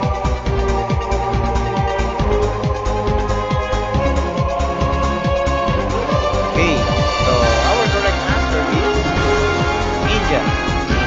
Why it is India? I just read the news on the Google or the internet this was last August 10, 2021. So tingnan naman natin yung mga wirings on one of the street in India. Yan po. Kung paano yung mga wirings nila, they don't even set these things in proper alignment. Kaya electrocution kills nearly 30 Indians a day. So hindi naman ako nananakot. It's because that is true. Electricity is a very dangerous energy na ginagamit natin. And of course, ito yung nagiging katulong natin on our daily lives, on our industry, sa ganitong paraan. Kasi almost are electronic devices. And here in the Philippines, we have more cases of fire na is usually kung kailan pa, ano ba to? Kung kailan pa Fire Prevention Month, dun na usually nag-strike yung fire. Ano yung main cause niya? What is the main cause? Faulty electrical connections. Kadalasan sinasabi na faulty wirings. Yan po, faulty wirings. Yung nagiging rason pag nandyan na yung mga bumbero, they check what is the cause of fire. Sinasabi kagad nila faulty wiring or faulty electrical connection. So, before we start, bago tayo pumunta dun sa basic electricity, we must have the occupational health and safety. Siyempre, we have to take care of ourselves. Sabi nga, prevention is better than cure. So, occupational health and safety reduces these things. Ayan. Hazard and risk. So, hazard is something that can cause harm. Example, by electricity, chemicals, working up a ladder, noises, a keyboard, a bully at work, and yung today's problem, yung today's hazard, latest is stress. So most of the people are being stressed because of this COVID-19 pandemic. Hindi natin alam what variants, what COVID variant we have. And of course, the risk is the chance or probability that a person will be harmed or experience an adverse health effect to once to a hazard. It may also apply to situations with property or equipment loss. Yan. Minsan, pag nagkasunog, wala, ubos lahat yung ari-arian natin. And for the safety, we must have proper tools.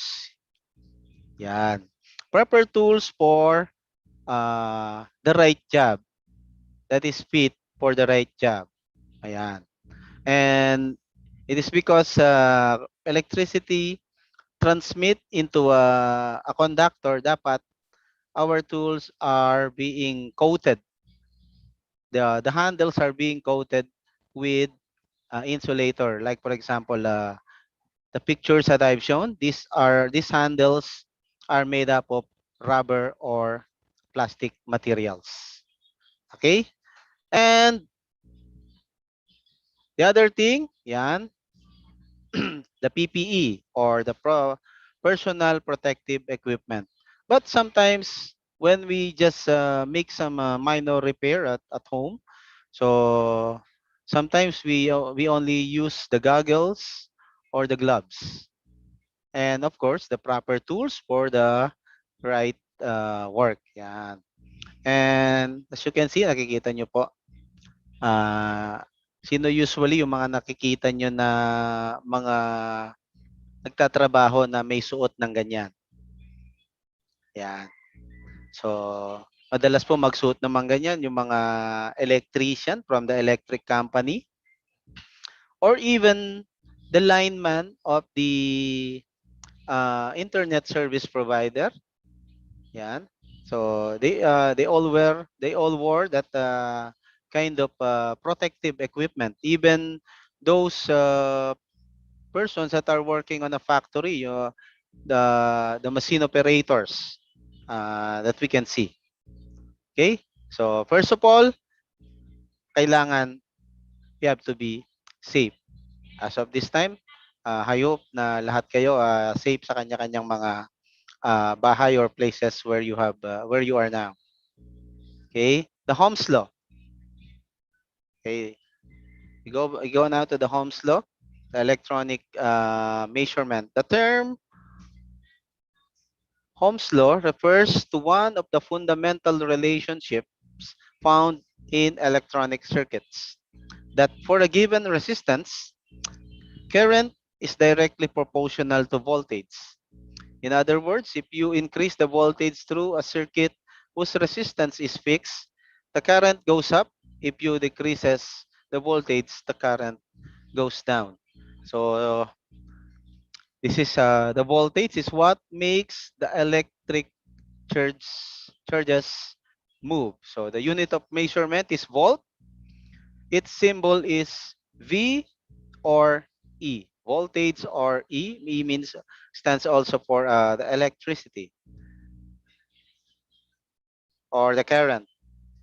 The current represents the flow of electrons through a conductive materials. So what are these conductive materials? These are wires or other metals that conducts electricity. The unit of measurement is ampere. Its symbol is I, capital I, or small letter I. Okay, tandaan nyo po yung mga symbols na yan kasi kasama yan dun sa mga formulas natin.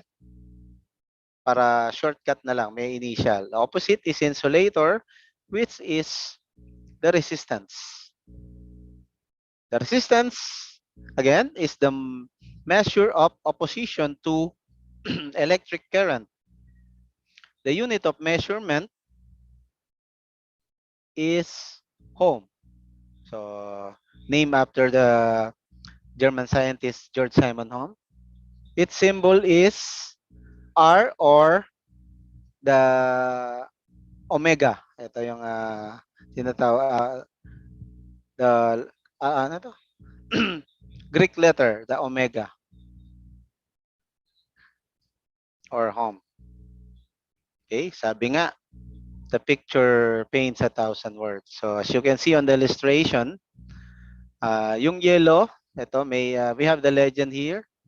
We have the voltage, we have the current, and the resistance or the ohm. Yan. Tumataas yung voltage. Rusty is a Polish word meaning it grows up. Tumataas. Okay? The next one. Ayan. Voltage, current, or the resistance.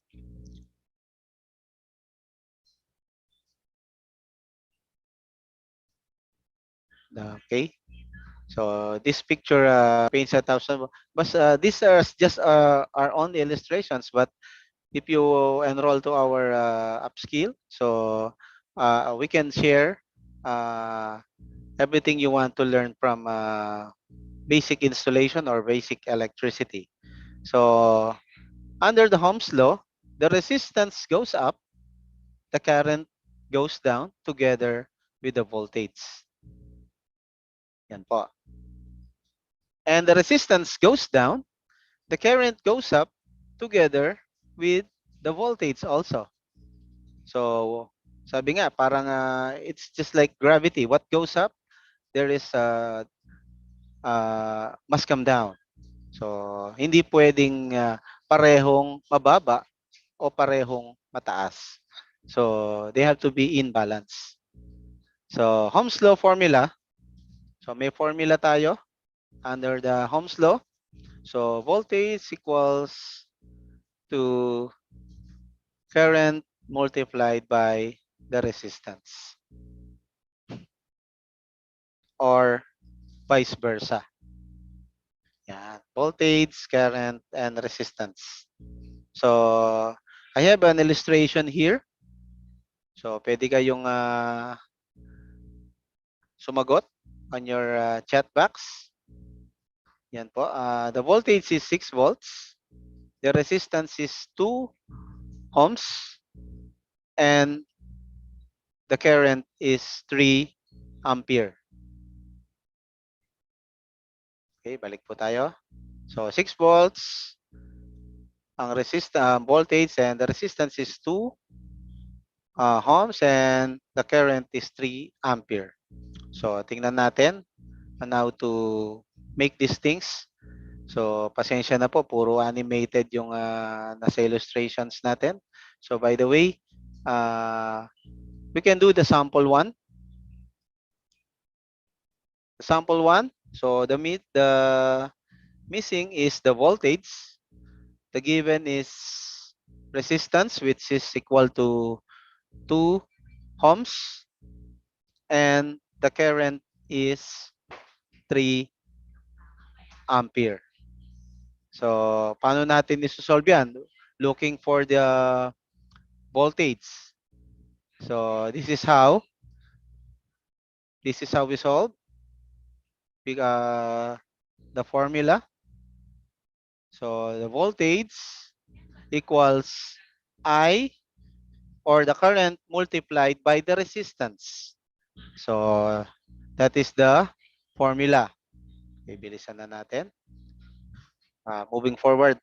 Okay, so we choose the formula voltage equals to resistance, or the current times the resistance. Okay, let's try. So, resistance is 2 ohms and the current is 3 ampere. So, we have the formula. So, voltage equals 3 multiplied by the 2, which is the resistance. Our voltage is equals to 6 volts. Okay? Can you follow? Sabihin nyo po kung nakakasunod kayo o hindi. Okay? Yan. 6 volts is the answer. Okay, next sample. Sample number 2. Okay, the voltage is 12 volts. The resistance is 3 ohms.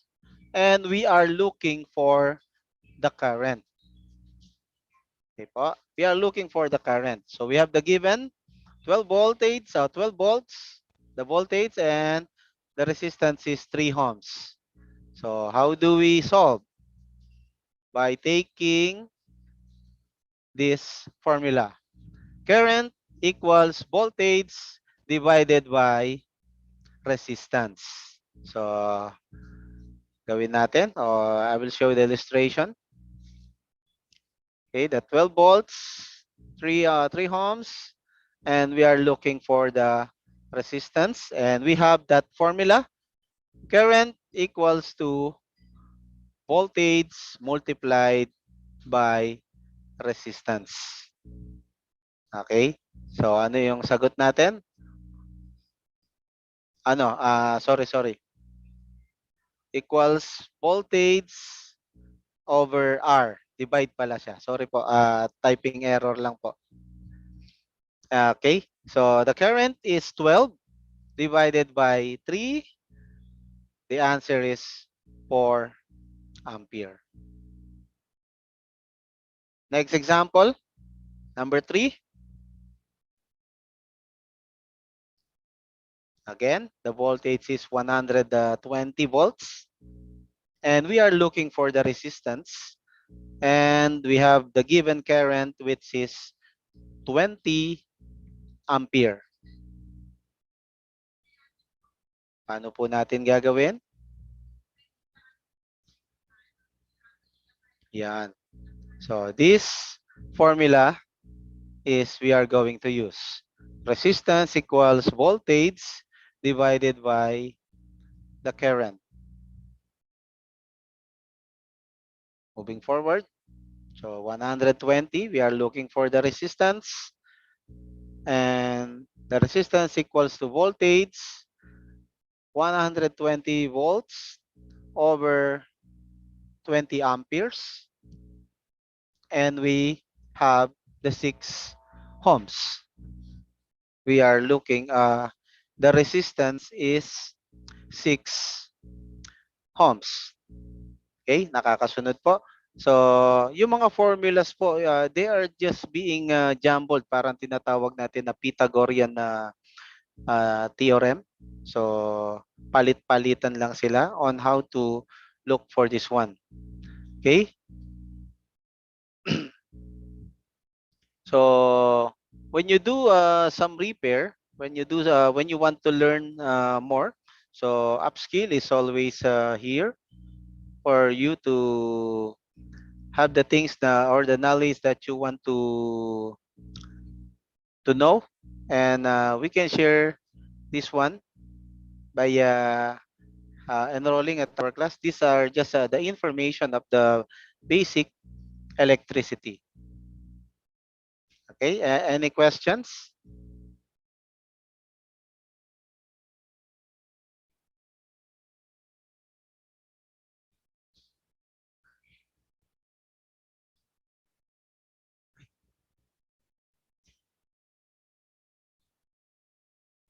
Okay, moving on.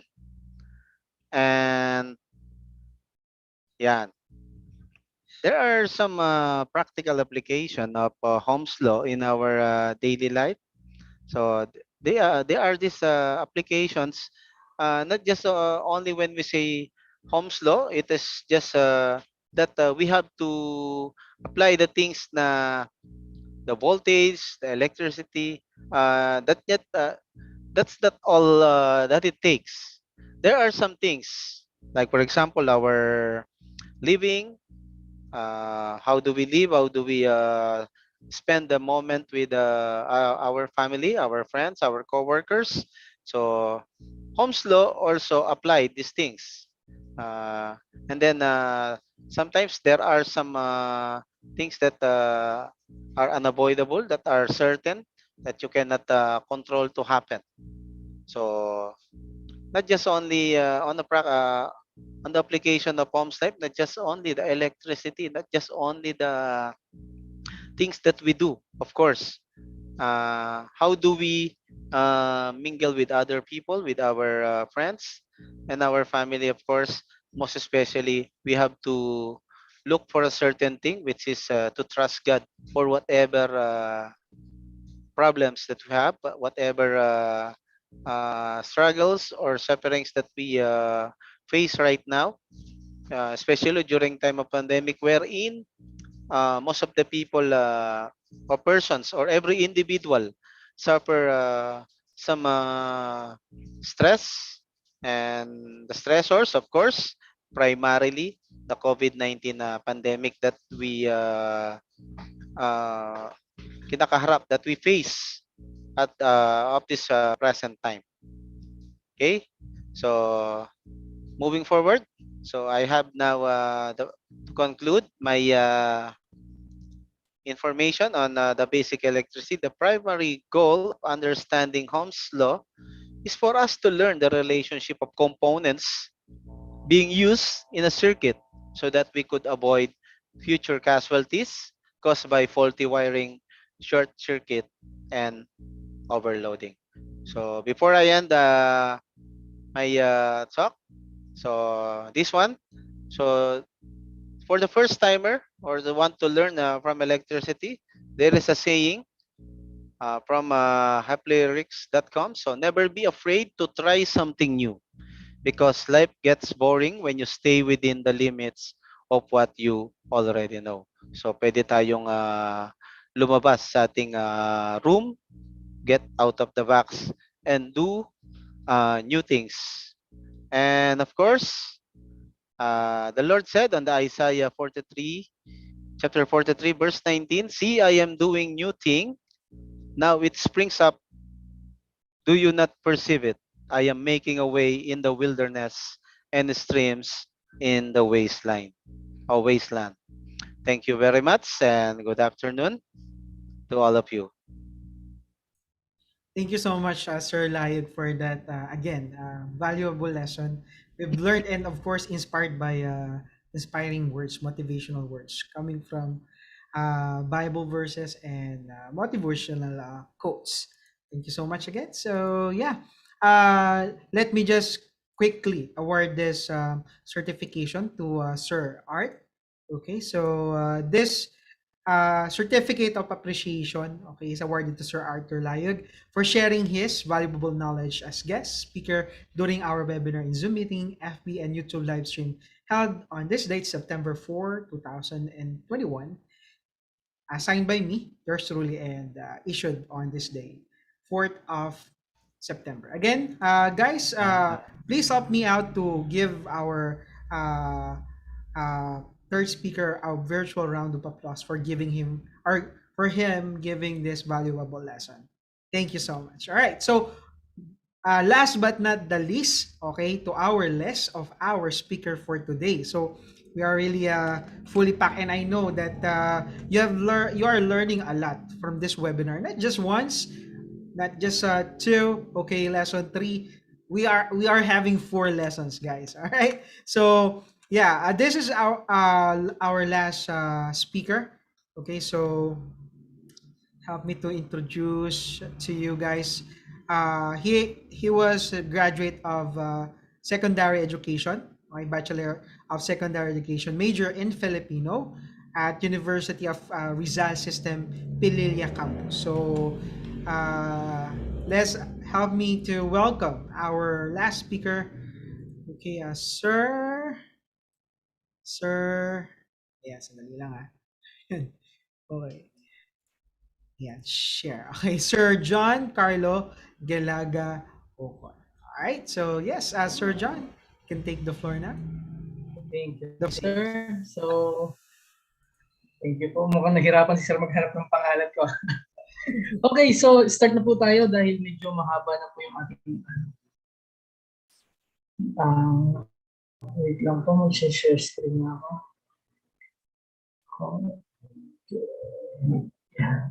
Yan, nakikita nyo po.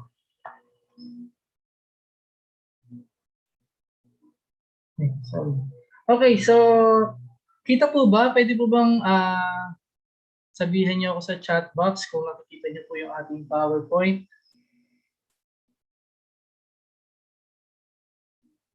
Opo, nakikita daw. Ayan, so maraming salamat po. So salamat po sa mga sumagot. So ngayon po, yan po, pag-uusapan natin ay mga simple, mga simple lang muna syempre, na mga tips and tricks using Microsoft Word. Alam ko po na marami po sa inyo ay bihasa na sa paggamit ng ng computer, lalong-lalo na ng mga Microsoft Office application. But itong ating itatopic ay baka sakaling makapag-remind doon sa mga nadaanan nyo na nakakalimutan nyo na gamitin, mga shortcuts at mga tricks about Microsoft Word. So let's start na po. So medyo matutong magtalog, so pasensya na po dahil, ayan. So meron pong tanong dito, why do we need to learn how to use computer or the technology? So ayan. So alam naman natin lahat na tayo ngayon ay nasa computer age. So it is a must. Kailangan marunong ka. So kailangan marunong ka. Computer man yan, cellphone, at kung ano pang gadget na meron tayo, tablet. So kailangan kahit pa paano ay meron tayong ideya. Ano po? So ako na po sumasagot dun sa mga iba kong tanong kasi ayan, medyo mahaba po kasi ito. May application po kasi. So using technology or computer is one of the most in-demand skill talent you need to possess nowadays. So yan nga po yung sinabi ko kanina. So kailangan marunong tayo. Kailangan nating sumabay or sumunod doon sa nangyayari sa makabagong panahon ngayon. Ano po? Nakakalungkot nga lang isipin na marami pong mga tao, lalo-lalo na po yung may mga maedad na ayaw nang matuto pagdating sa computer or sa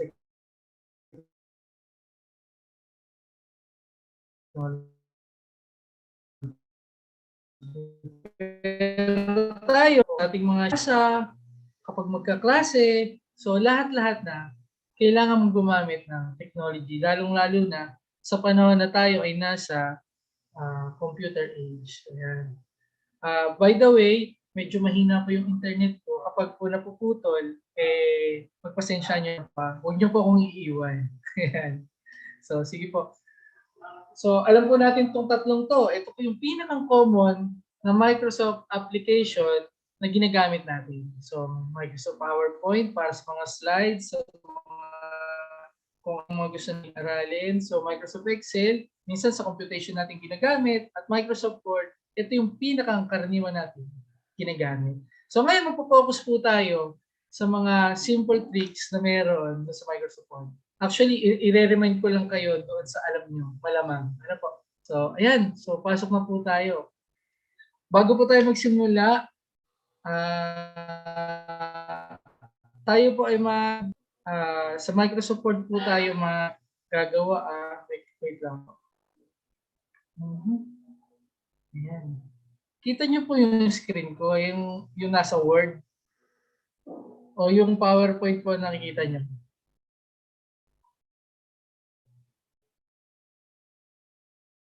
PowerPoint po. Word. Yes, sir. Word daw. Ayan. So, sige. Ano ba talaga? Sige. Teka lang. Stop share ko muna.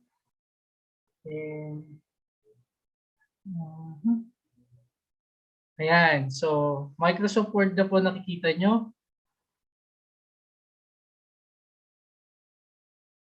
Yes po. Ayan. So, ganito po. Ang problema po natin ngayon ay kapag ka po cellphone ang gamit nyo, syempre hindi nyo ito matatry. Ano po? Pero yung mga naka-PowerPoint ay mga naka-laptop po, baka gusto nyo subukan. Gusto nyo subukan gawin habang nagdi-discuss tayo. Pwede naman po. So, sige. Microsoft Word. So, ano nga ba yan? Control-C, ito ay para sa Control-C, saan siya ginagamit? So, alam nyo yan. Control-C ay copy. Siyempre, alam nyo yan. Favorite gamitin. Next ay Control-B. So, Control-B ay para sa paste. Ayan. So, ang gagawin mga sumasagot. Malamang itong mga sumasagot ay mga taong mahilig kumopya sa internet. So, Control-C and Control-B. Partner po yan. Next ay Control-Z. So, Control-Z, yan po ay undo. Yan, nauuna na yung iba. Control-S ay para sa save. Control-P ay para sa print. Yan. So, common na yan mga yan Control-I, italic. So, kung gusto mong format siya, italic. Control-U for underline. Ano po? Control-B is for bold. Control-A. Ano yung Control-A? Control-A. Highlight. Select all. Ayan. So, tama po, pag Control-A, select all. At Control-J ay justify. So, iyan pong mga yan ay ilan sa mga common use na mga shortcuts na ginagamit natin sa Microsoft Word. So, kaysa pindutin pa natin doon sa taas. Yan ay mga hotkeys na tinatawag. So, dagdagan po natin. Kung alam nyo na yung mga i-lesson natin or di-discuss natin, okay lang yun, kasi ito ay sort din ng review para doon sa karamihan. Lalong-lalo na doon sa may nakita ko kanina mga From STI, yan. So, syempre, computer school. Alam na natin yan. Okay, number 1, nadagdag natin. Checking spelling and grammar.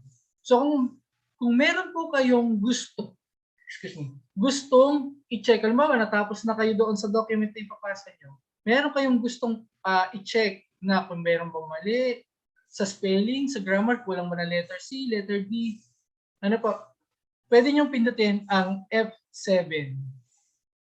Ano po? F7. Tanggalin ko na nga ito, medyo malaki. F7. Ano po? So, subukan natin. Pipindutin ko po si F7. Ay, ayaw niya. 1, 2, 3, 4, 5, 6, 7. Ayan.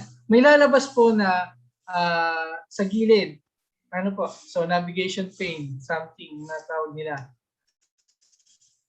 So, kung meron, yan, nakalagay dyan, proofing. Ito po, itong part na to, proofing. So, kung meron dyan mali, halimbawa ay, nagkulang ako ng isa. So, pindutin nyo lang po si F7, lilitaw dito yung pangalan. Ayaw niya na po kasi, kanina kasi, na-check ko na lahat, kaya ayaw niya nang ma-check. So, lilitaw dito yung mali, tapos, tapos makikita nyo dyan yung tamang, dito, makikita nyo sa part na to, yung tamang spelling. Ano po? So, minsan, ang karamihan, pwede nyo rin siya magawa through right-click. Right-click, tapos makikita nyo na dyan yung spelling, yung add to dictionary, ganyan. So, makikita nyo po dyan. So, kung gusto nyo ulit, kung meron kayong gustong makitang spelling na mali or grammar na mali, alam po ni Microsoft Word yan, pindutin nyo lang po si F7, makikita nyo na yung mga mali, dito sa side, sa right side ng inyong ng inyong computer. Ano po? So, yan. So, next, number 2. Meron po tayong dalawang 2 kinds of formatting. So, 2 kinds of formatting. Ano yung kakopy dito sa 2 kinds of formatting na to? Hindi po yung text. Hindi yung text, kundi yung style ng inyong gagayahin. So, halimbawa, ito. Tingnan nyo po yung sa number 2. Ayan ito po yung course number 2. So, meron siyang naka-bold siya at naka-underline. So, ang sabi, meron dalawang step. Una, place the cursor on the text you want to copy the font. So, ayan. Next, press Ctrl-Shift-C. Ctrl-Shift-C. Ano po? So, para kayo nagka-copy ng text. Pero sa step na ito, ang i-copy nyo ay format. Hindi po text, format. So, Ctrl-Shift-C.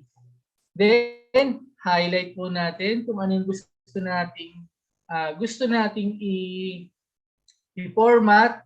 Then, syempre, may Ctrl-C, may Ctrl-Shift-B. So, Ctrl-Shift-B. So, hindi nyo po nakopya yung words. Ang tanging nyo lang nakopya ay yung formatting. Malinaw po? So, Ctrl-Shift-C to copy, Ctrl-Shift-B, paste. Pero huwag nyo kakalimutan na kailangan nyo i-highlight yung text na gusto nyo. Ano po? So, that was the first step. Second, so ganun din yung style nung second step. Pero syempre medyo nahihirapan kayo sa mga keyboard hotkeys, mas effective to sa inyo. So, ano gagawin? Place the cursor.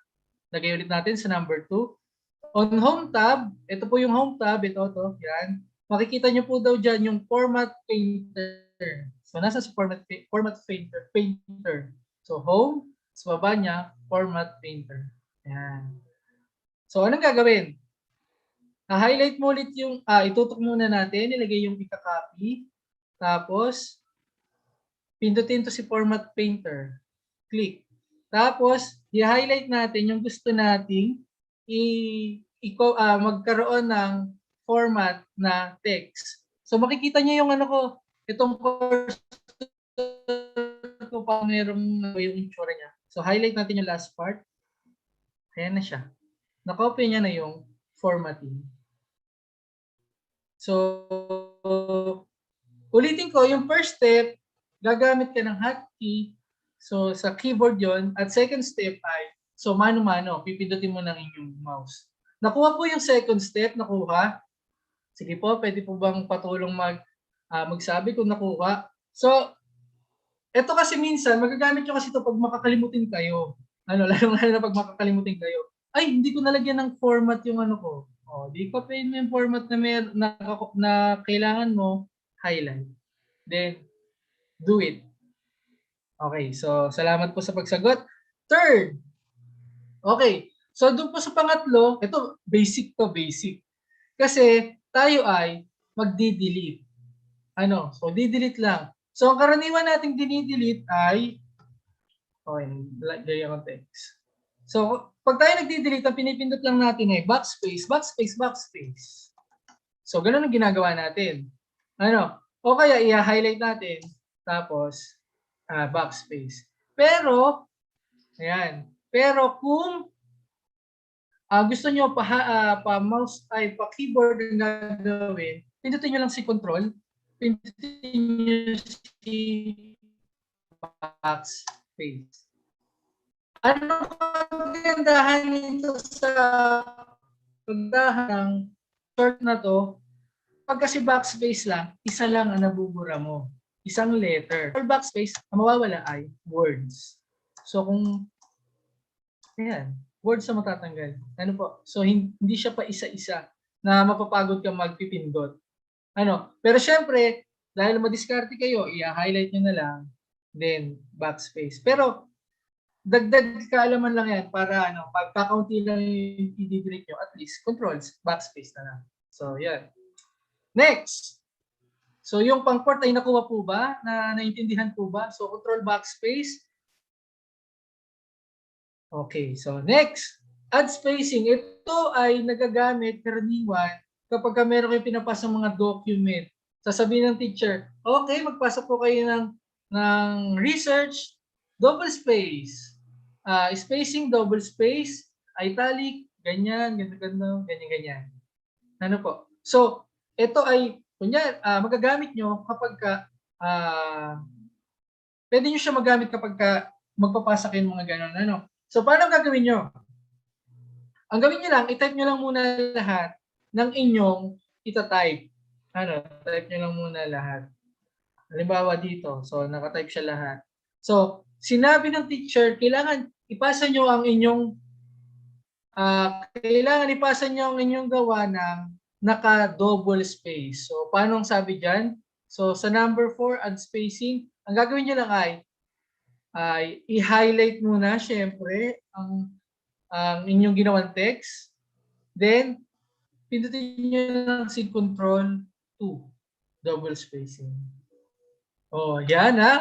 Magandang magagamit niya. Sigurado ako. Okay, so kung single space, Control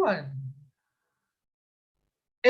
Sinabi ng teacher, sige, magpasa kayo sa akin ng document naka 1.5 spacing.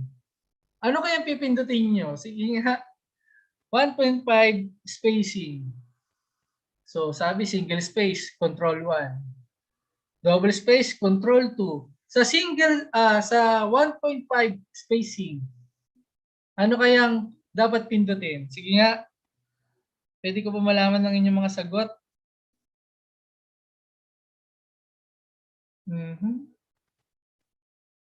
Yan, wala kayong ideya.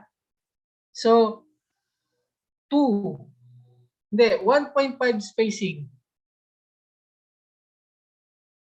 No idea daw sila. Okay, so walang problema. So, tandaan nyo, kapag 1.5 spacing, ang pipindutin nyo ay Control 5. So, highlight natin. Control 5 Control 5. Yan. 1.5 spacing.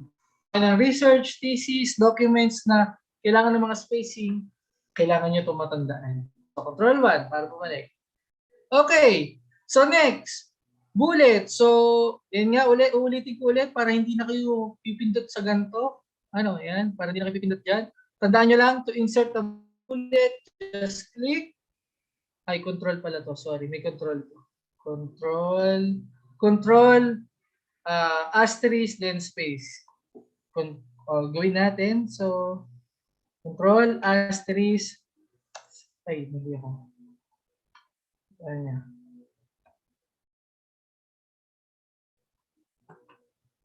Mali. Ship pala, ship. Sorry. Ship. Mali pa pinipindot ko. Ship, asterisk, then space. So, bullets yan. Ship, asterisk, space.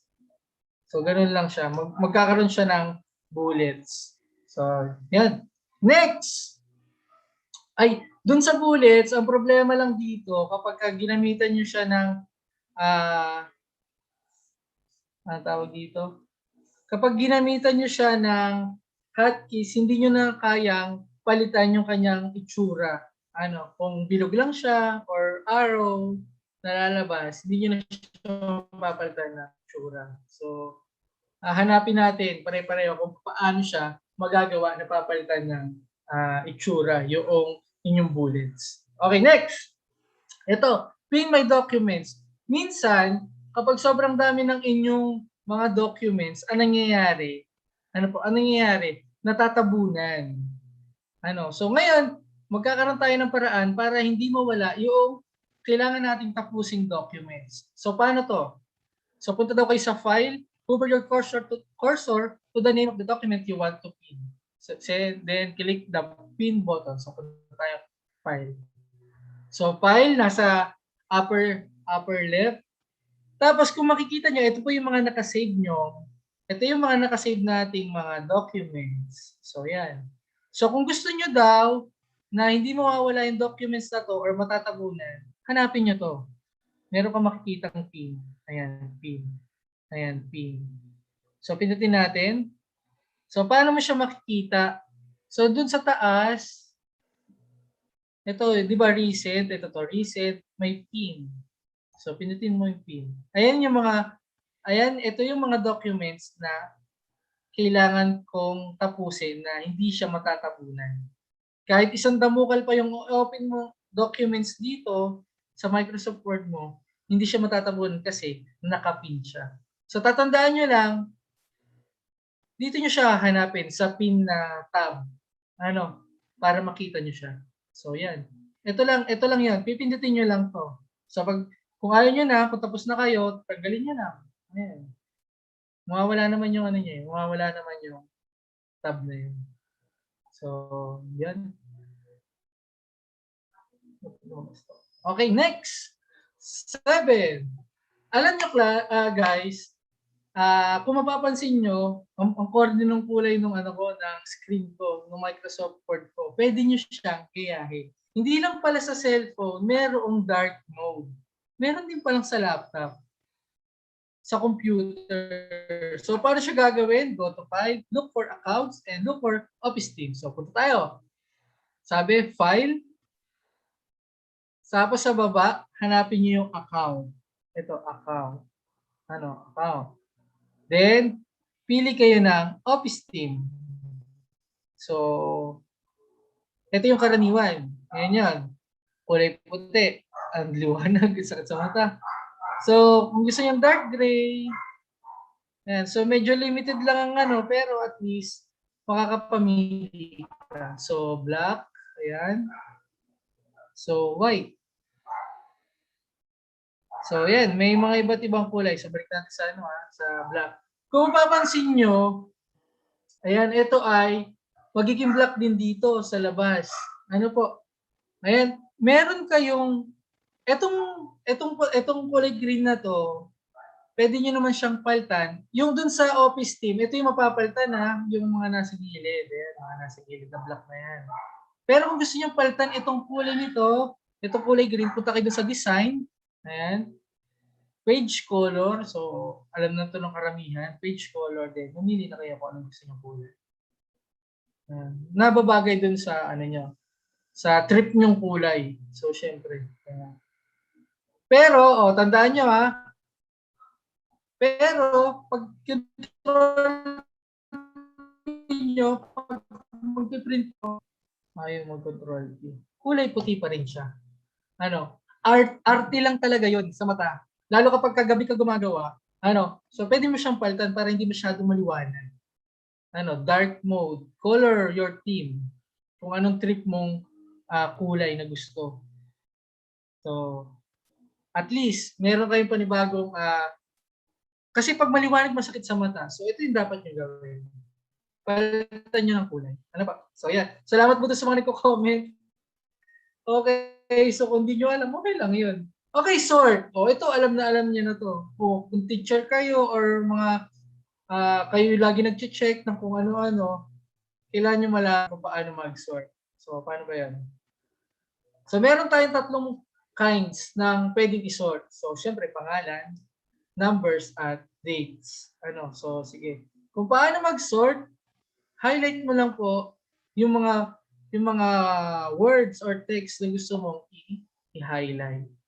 Yung mga pangalan na yung mga kasama ko yun dito sa simbahan. So, yan. Tapos, paano po, saan natin nahanapin? Natakloban na, wait lang. Ayan. So, balik muna tayo sa taas. Anong number na ba tayo? So, number 8, sabi, highlight the text you want to sort. Go to Home tab and click Sort. Nasaan na ba yung sort na yan? Ayan, ito yung sort. So, balik tayo dun sa baba.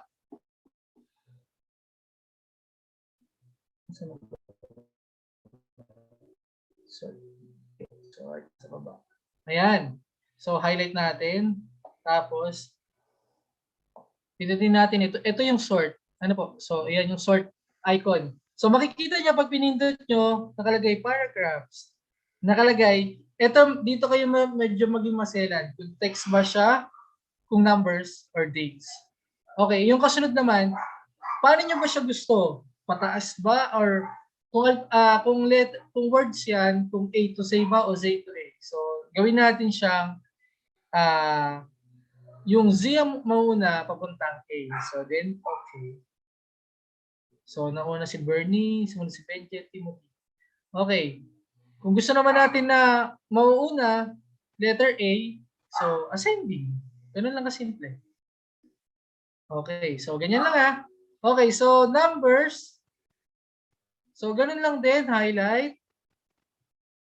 Then, may right click ba? Meron bang sort sa right click? O, wala. So, dun lang talaga. So, sort. Then, nakalagay numbers. Ayun, kita nyo numbers Kasi pagka magkakasama na yan, mararumble na rin yan. So, kailangan, titingin kayo dito sa type. So, kung ascending, pindutin natin yung okay. So, mauuna si 66, susunod si 113, 4,114. Mabalik na rin natin. So, kung descending, mauuna naman si 550, 100,000. So, ganun lang. So, kung dates, ganun lang din yun. Basta, be careful lang doon sa type ng inyong isosort. Ano po? So, magagamit nyo yan kapag marami ng text ang kailangan yung pag nagtatrabaho kayo, kailangan yung ginagamit yan, yung sorting. Kaya, kung hindi nyo pa alam yung simpleng shortcut, so yan. At least dagdag nyo yan ngayon. So, next. PDF file. Alam nyo, marami ang gumagawa ngayon na meron silang aklat. Nagtuturo ako meron silang aklat. Pagkatapos, yung teacher ang gagawin, pipicturean niya yung mga text sa aklat. Pagkatapos, ilalagay niya sa Word, yun na yung gagawin niya, PowerPoint. So, ganun kasimple na nangyayari ngayon sa sa paggagawa ng mga file. So, ngayon, ang gagawin natin, PDF file. So, paano ba magagawing Microsoft Word yung PDF file? So, ganito lang po yan. Go to file, click open, click the PDF file you want to open. So, sige. Tingnan natin. Open. So, meron po ako nakahanda ditong mga PDF. So, ito po siya. So, word picture or what are computers? Teka, buksan muna natin. Oops. Hindi ko pala pwedeng buksan basta. Sige. Anyway, so buksan po na, hanapin lang natin yung PDF natin na gustong buksan. So ito po siya. Tandaan nyo kasi class, alam nyo naman siguro, kapag ka PDF file, hindi po siya pwedeng i-edit. Hindi siya pwedeng i-edit. Pero pasaway kasi si Microsoft Word, ginawa niya ng paraan para ma-edit yung mga PDF file. So kapag pinindot nyo po yan, open, click nyo yung gusto nyong kuhain. Oops. Then open. Medyo mabagal lang po ito. Click OK. Ayan. So, hindi nyo siya pwedeng i-edit kapag PDF. Pero kapag nilagay nyo na siya sa Microsoft Word, pwede na siyang gawin or dagdagan. Ganyan. So malaking tulong na alam natin na pwede palang gawin sa PDF pwede palang i-convert sa sa Microsoft Word yung PDF file. Sabi ko nga kanina, yung sa camera, yung mga tickets doon sa camera, pinipicturean nila yung books. Tapos lang nila, lalagyan nila sa Word, ililipat nila sa PowerPoint. Yun na yung kanilang slides na gagamitin. So, ganun kasimple. Ano po? So, pwede siyang PDF file, pwede sa camera, pwede siya kahit sa PNG yata kung hindi ko nagkakamali. So, JPEG, ganyan. Ano po? So, basta tandaan lang natin, pwedeng mag-edit ng PDF file, ay mag-convert ng PDF file papuntang Microsoft Word. Ano po? So, nakakasunod pa po. So, konti na lang to, 4 na lang yata. Okay pa kayo? Nakakasunod pa? Sige po, yes sir. Yan, salamat po sa mga sumasagot. Pasensya na dun sa mga maraming alam masyado sa computer, kung nabanggit na to sa inyo. Ayan, so, ganun talaga. Next! Ayan. So, ito yung isa sa magandang gamit ng Microsoft Word, yung pagkakaroon ng citation. Alam nyo, mayroong mga teachers talaga, lalo yung mga teachers ng English, na talagang very strict sila pagdating sa citation. So, ngayon, gagawa tayo ng paraan para hindi na kayo mahirapan sa citation. Ano po? So, anong sabi? Place the cursor to the last sentence you quoted. You want to quote it. You want. Ayan. So, kunyari, gusto ko dito maglagay. Ilalagay ko dito yung cursor sa dulo. Ito sa dulo. Next, on reference tab, click insert citation. Nasaan daw yung reference tab? Ito. Ito siya. Sa taas ha. Ayan. Tapos, pipindutin ko yung insert citation. Ito. Insert citation. Pagka-pindot mo dyan, meron kang makikitang add new sources. Add new sources. O, pindutin natin. Pagka-pindot mo, may lalabas dyan na create source dialog box. Ayan. So, fill up mo lang siya. O, halimbawa, ang title ay Microsoft Word year 2021. City, Rizal, Publisher, IT Workshop. O, kunyari, ganyan yung detalya. Kunyari lang yan. Hindi ba to? So, click OK. Ayun na siya. So, hindi na kayo mahihirapang i-type pa ng paulit-ulit. Actually, kung halimbawa si UCOL 21 ay lagi nyo ginagamit na reference, pwede nyo siyang gamitin. So, lagay ulit nyo sa dulo, pindutin nyo si insert citation, ito na siya. Ito. So, kung meron kayong favorite na publisher or ng favorite na ang tawag dito, ng mga writers, so, dito sa insert citation, may ipon siya dyan. Ayan. May ipon siya dyan. Ano po? So, hindi nyo na kailangan mag-type lagi na mag-type. So, magamit nyo sa research talaga. Doon nyo siya talagang effective na magagamit. Okay, next. So, anong sabi? Meron pang isa eh. May pahabol pa. Anong sabi? Kung gusto mo na magkaroon ng word cited section, yung word cited section parang reference yung nasa likod na nilalagay. So, paano naman yun? O, lagay tayo ng space. So, kung gusto niyo naman nun, di punta ulit kayo sa reference. Sunod po tayo reference. Close ko lang po ito. Reference, ayan. Pindutin nyo si bibliography. Oh. May lalabas dyan ng mga format. So, pili lang kayo dyan kung una ba ay yung apelyido, yung taon, or ano ba to? Ayan, mga reference, works cited, at saka bibliography. So, alin ba dyan yung gagamitin nyo doon sa works cited section nyo? So, pinutin natin si bibliography. Ay, nawala. Sa taas. Ayan, ayan na yung inyong reference. Ano, meron na kayong citation, meron pa kayo sa babang reference.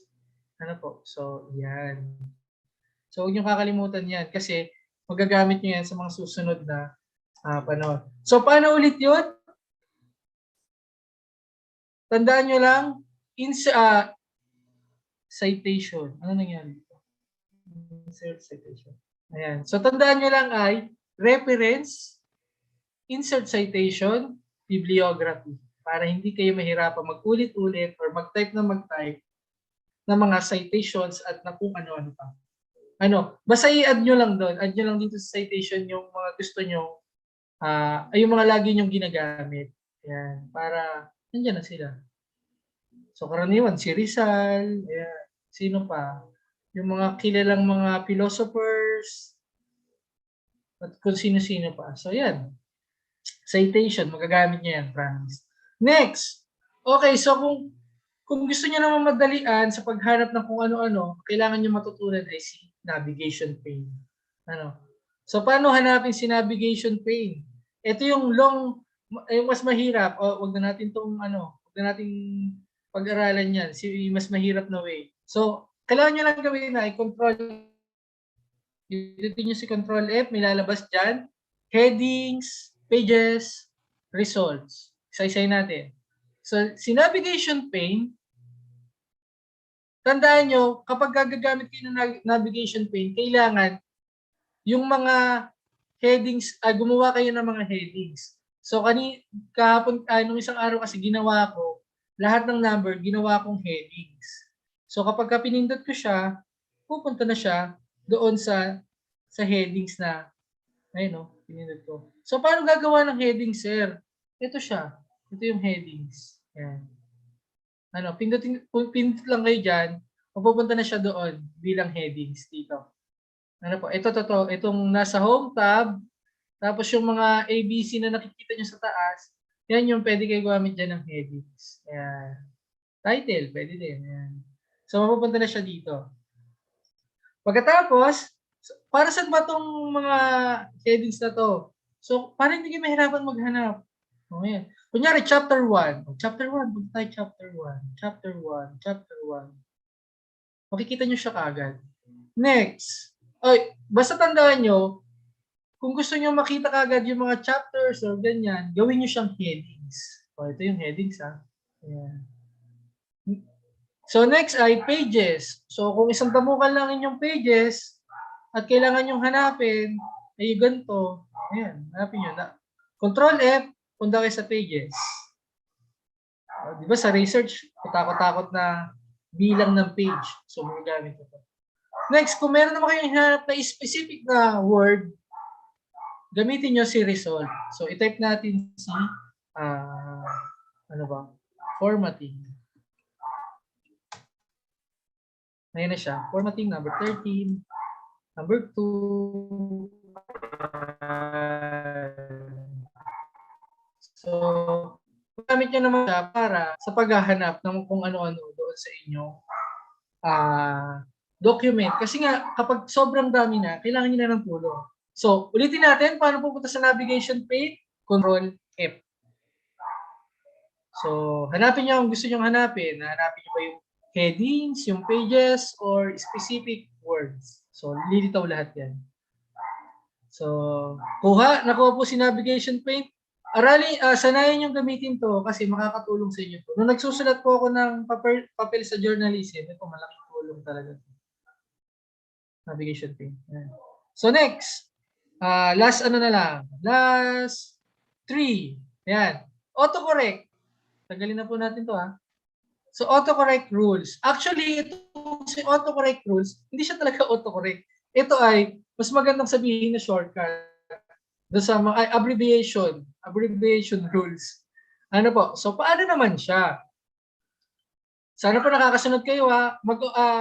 Chat lang po kayo kapag di kayo nakakasunod. Ulitin po natin. So, paano po siya?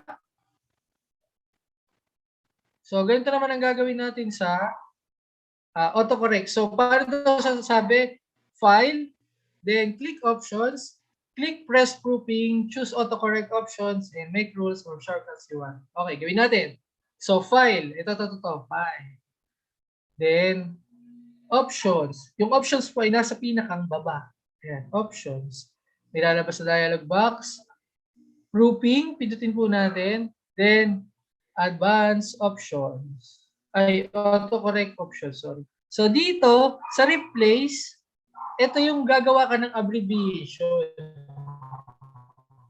So, halimbawa, gusto mong abbreviation ay, nagawin ay, lagi mong ginagamit ay Microsoft Excel. So, Microsoft Excel. So, ang ginawa ko abbreviation ay MSE. So, ilalagay ko dito yung tamang word ay Microsoft Excel. Ay, sorry. Ayan. Then, add. Then, okay. So, export natin to ha. So, paano mangyayari ngayon? I-type mo si abbreviation MSE space. So, ganun siya. So, kanina nagsubok ako, ano ba? MSW space. Word. Ano pa ba?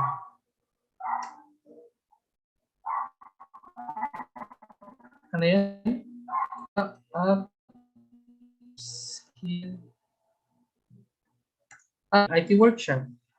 So, kung meron kayong mga bagay na laging itinatype, so ilagay nyo siya sa autocorrect rules. Tapos gumawa kayo ng abbreviation na matatandaan nyo. Pwedeng ABCD, tapos lalabas na yung gusto nyong words na ilagay. So, gawin nyo lang siya. Abbreviation rules or autocorrect rules. Magiging effective yan. So, dali lang, no? Next, past formatting and removing formatting. So, doon lang tayo sa remove formatting. Ano? So, doon sa remove formatting, ang gagawin nyo lang ay highlight nyo yung gusto nyo. Di ba kanina ginawa natin ay Control, Alt, Copy, ay Control, Shift, Copy, Control, Shift, Paste. So, dito naman, ang gagawin natin ay, susundan nyo lang yan. Para ma-remove yung formatting, click Control, then Space. So, ito ang gagawin natin. Itong number 13. So meron siya, naka-highlight siya, naka-bold and underline. Para daw matanggal yung formatting, press Control Space. Ayan yung original niya, tsura. Naka-heading kasi siya kaya kulay blue. So ando natin. O, gawin natin yung combo kanina. So Control Shift C, tapos Control All natin, then Control Shift D. So lahat siya naka-underline at naka-bold. Ano po? So to undo, Control Space. So lahat ng ginawa nating formatting nawala na. Ano? So ganun lang siya kasimple. So kung nagkamali kayo, pwede niyo siyang gamitin. Ano? Tandaan niyo lang si Control Space. O diba? O yan. Okay, last. Alam nyo, dati, uso yung isasend sa email yung mga file. Ano? Para mag-edit. Kunyari, groupings tayo. May 5 kayong grupo. Lahat yun sesendan nyo ng file. Pagkatapos, i-edit ng isa. Ngayon, hindi na. Hindi na kayo mag-i-email. So, punta lang kayo doon sa upper right corner ng inyong screen. Makikita nyo yung share. Ito siya, share. Kita nyo po, share. Hindi nyo na kailangan mag-send ng email para i-edit ng isa yung gawa nyo. So, pindutin nyo si share. Ilalabas sa dialog box. Dapat meron kayo nakasave na file, ha? O, kunyari, ito, na-save ko. Sige, this PC. Kunyari, nakasave na yan. Save. Ay, may nawala na. Ano nangyari?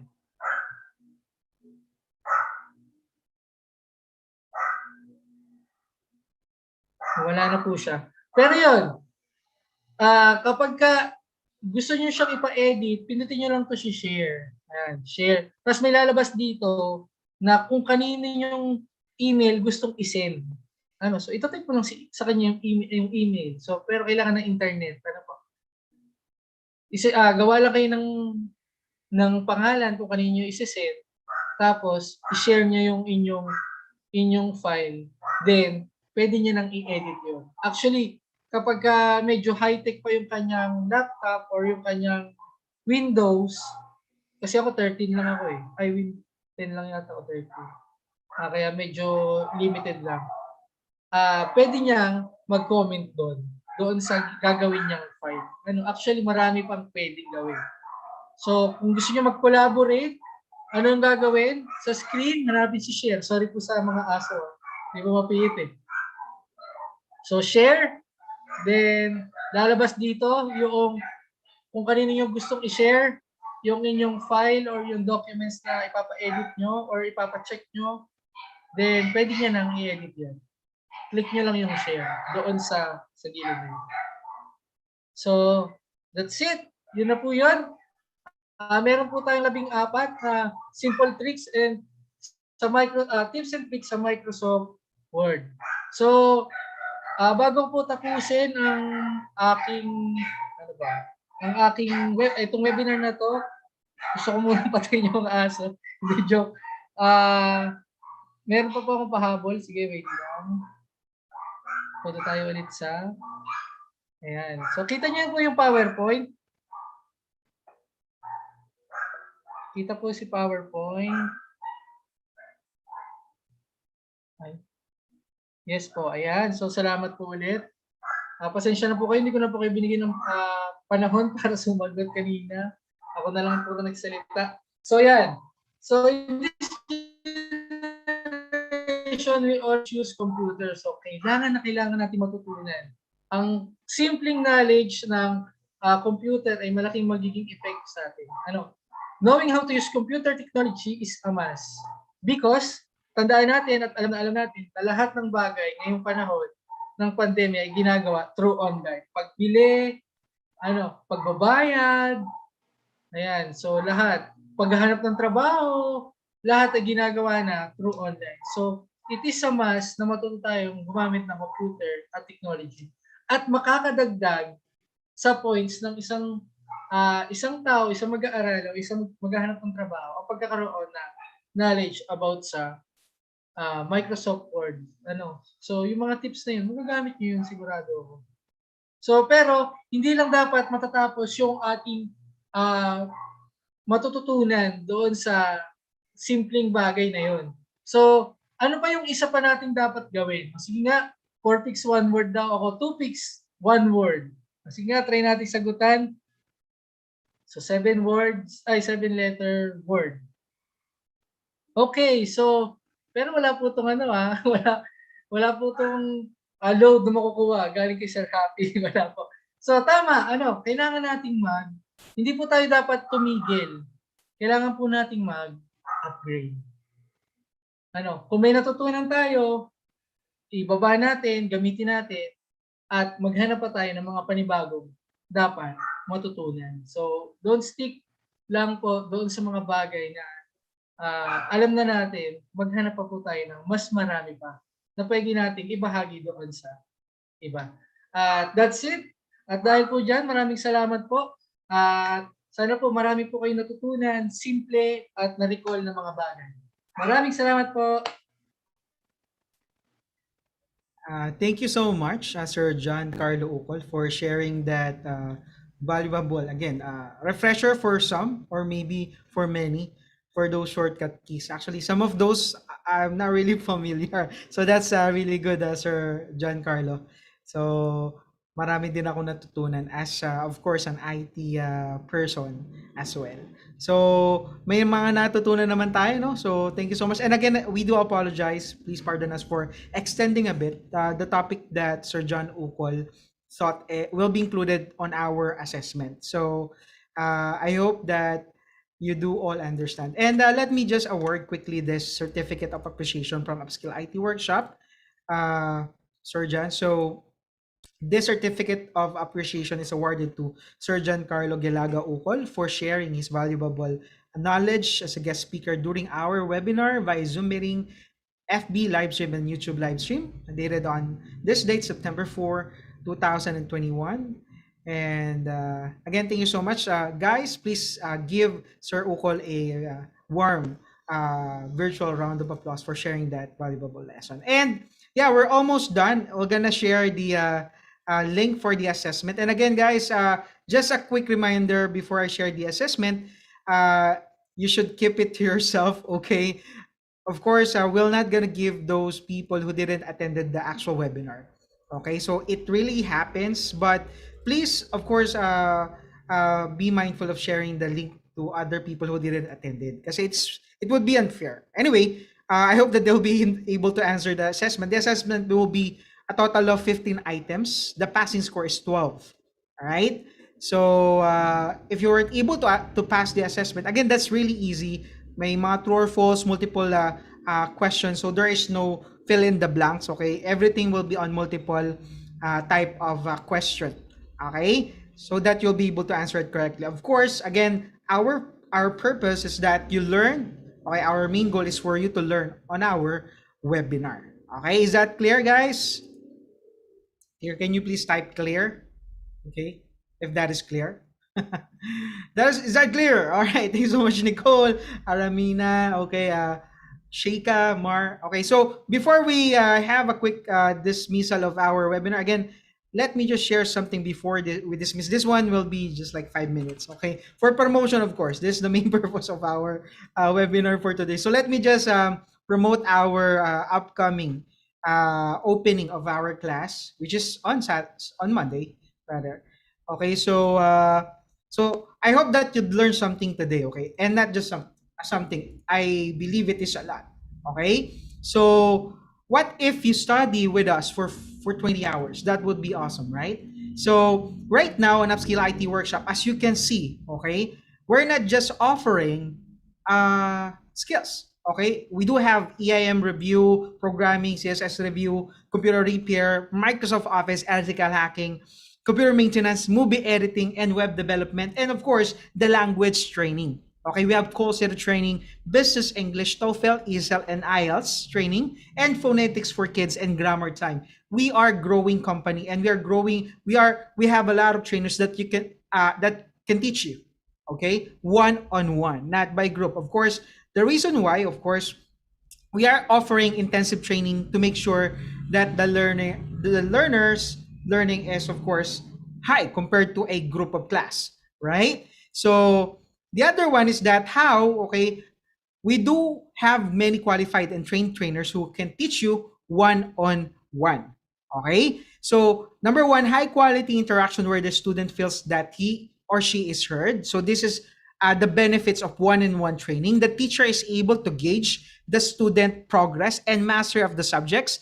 It gives the student the opportunity to set up and not rely on others, and it avoids overstimulation and eliminates distractions. Low stress environment. If the student is absent, the class will not go on. That's a good thing about one-on-one discussion. And ability to personalize conversation and assignments. And lastly, the instruction is able to adapt to the student's communication style. Okay, that's the reason why right now on Upskill IT Workshop, we are focusing on one-on-one training, not group. Okay, of course, again, there's tons of benefits. Okay, alam mo yan, kapag sinabi natin one-on-one, talagang personal touch yan for you to be able to learn a lot. Okay, and our vision again is to eradicate poverty through skills training. We want to reach uneducated people who can't go to school.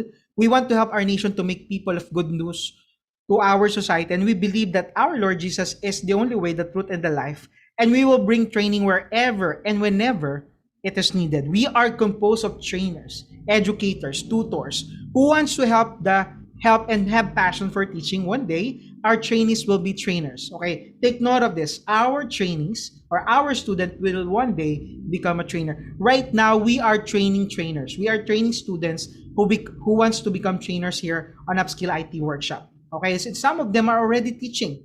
Okay, so the problem, okay, I'll just gonna skip this one out. So the problem is that K-12 program is just a big waste of money and time. The student will graduate unprepared for the outside world. And I don't know, it's not just applicable to DEP and K-12, but also for college right now, okay?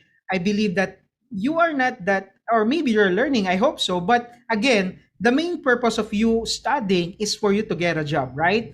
But of course, how can you get a job? Just a quick question. How can you get a job after you graduate? What do you need to get a job? Skills is not, of course, enough, right? Oh, marunong ka nga, matalino ka nga, you have high grades, or maybe you are, sabihin natin, you are an honor, okay? Maybe you are a valedictorian. It is not enough, to tell you honestly. Okay, what do you need? You need certification. This is one of our solutions, certification. We're gonna certify you, including this free webinar, but not just all, okay? It is more important, hindi lang syempre, nag-attend ka lang, okay? It's not, hindi siya ganun kataas. There is hierarchy actually in certificates. Alam nyo ba yan? Okay, there is hierarchy. Merong attendance, merong participation, merong recognition, merong completion, and completion is what we give. It is one of the highest hierarchy and certification, the completion part. And we do it here on Upskill IT Workshop. Okay? So, first one, if you want to get employed, you need certification. Second, okay, ano yung kailangan mo para matanggap ka sa trabaho? Anyone? Quickly lang to. Quick. Anong kailangan mo pa? Yes, tama yan, Nicole. You need experience po. Okay? Tama yan. You need experience. And you know why? What? Here on Upskill IT Workshop, we'll be giving you not only certification, but experience. Okay? Gain skill which the real world needs and have experience. Ewan ko kasi some of you, or majority of you guys, you are attending webinar, and what do you learn here? Yes, you're learning something, but do you learn the actual world experience in working? I don't think so. Okay? Earlier, I was so happy when Ma'am Des shared about the mock calls. It is really happening. It is what really happens in a call center company. Okay, so that's what we want to teach you guys, for you to, or not teach only, but we want you to experience it. Okay, come to think of it. Okay, the school year is now starting, right? At pasimula na naman tayo sa module. Get back na naman tayo sa module. So right now, of course, this 1 year, if you're gonna stay with Upskill IT Workshop, okay, 1 year, you're gonna study with us, you're gonna train with us, okay? After you get certificate of completion, we're gonna hire you as one of our trainers or teacher. That's one of our goal. Why? I'm gonna tell you why. Okay, this is it. So our mission, okay, our mission is for make every Filipino skilled so that they could be of good use to society, not just TikTok, okay? And not just streamers. Not all can be streamers. So why teach? This is the truth about teaching. In the learning pyramid, napakabilis lang nito. Okay, knowledge retention rates is this. 5% for lecture, 10% for reading, 20% for audiovisual, 30% for demonstration, 50% for discussion group, 75% for practice doing, and 90% for teaching others.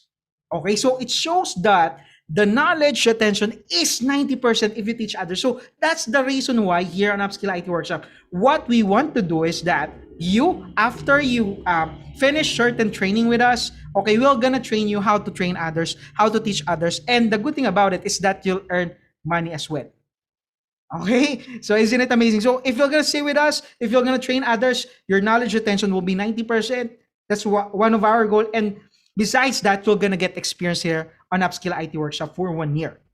Okay, isn't it amazing? After you graduate on your schooling right now, if you're college right now, 3rd year, 4th year, whatever year you are, after that year, then you'll have a certificate of employment from us, experience of 1 year from Upskill. Isn't it amazing? Okay, and the experience is not just, of course, it is not just you did this, you did that. Okay, your experience is you are one of the trainer. Okay, so that's our main goal. Okay, so next is Upskill IT Workshop process is simply like this: skills training certification.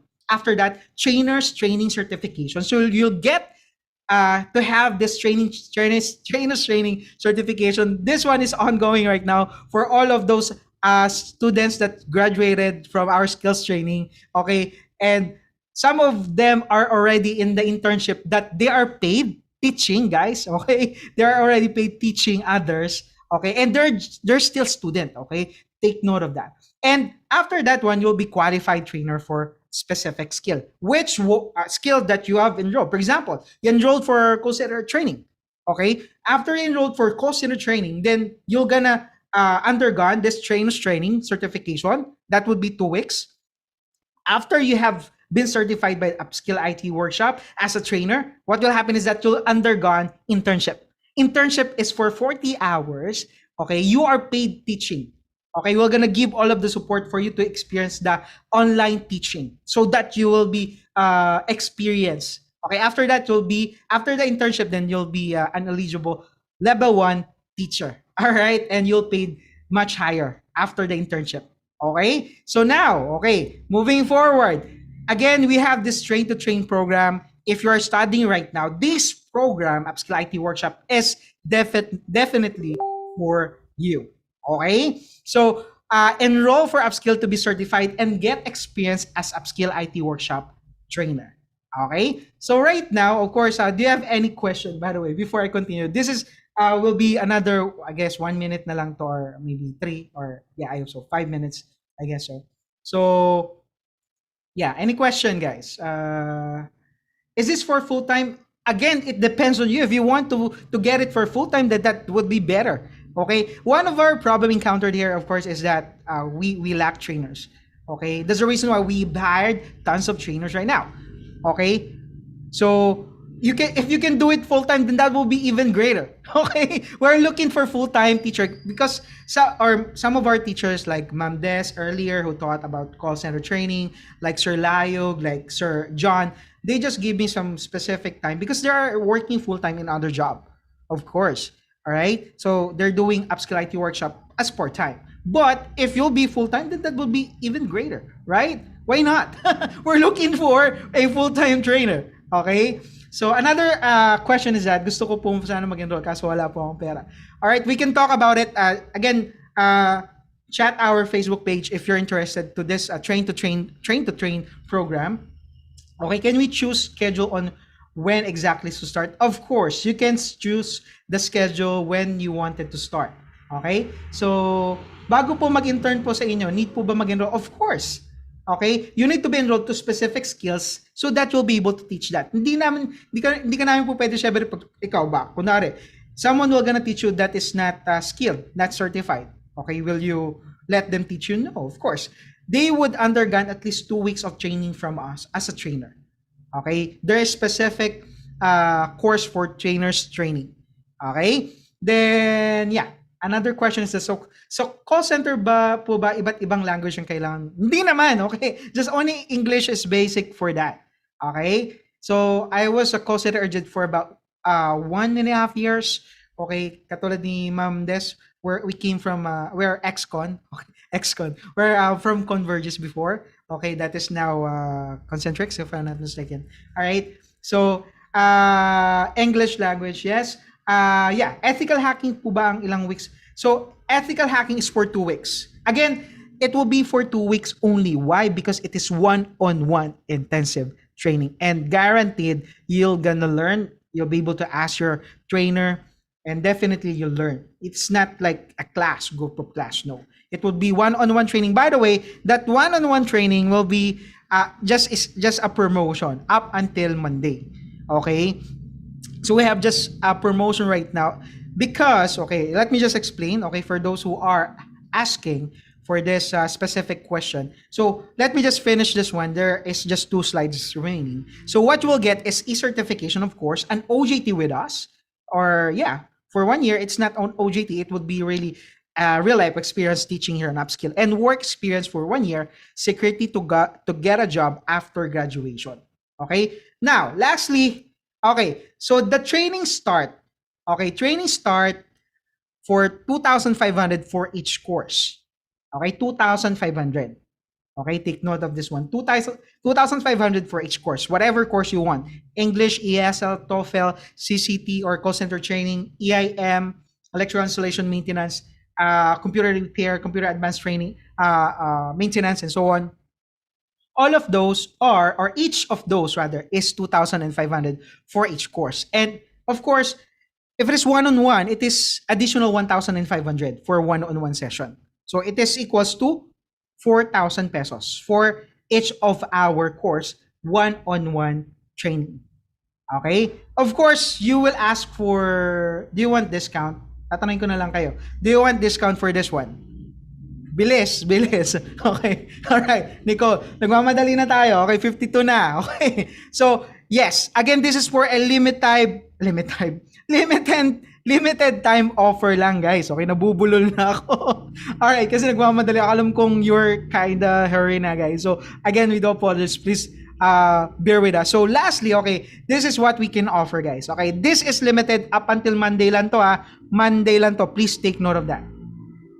So we're gonna remove the one-on-one fee for 1,500. So definitely, you know how it works. The basic math, 1,500 minus 4,000 will be 2,500. This is already one-on-one session, 2,500. So Ma'am Des is we're gonna check the availability of our trainers like Ma'am Des, like Sir Layog, like Sir John, and some of our trainers who taught last week. Okay, sino pa ba sila? Si Ma'am Ana, okay, si Ma'am Jacqueline, okay, si Ma'am Aya, okay, and many more trainers are available to teach you one-on-one for this exclusive time up until Monday. Again, up until Monday, the 1,500 for one-on-one fee is waived. Okay, waived. So you only have to pay 2,500.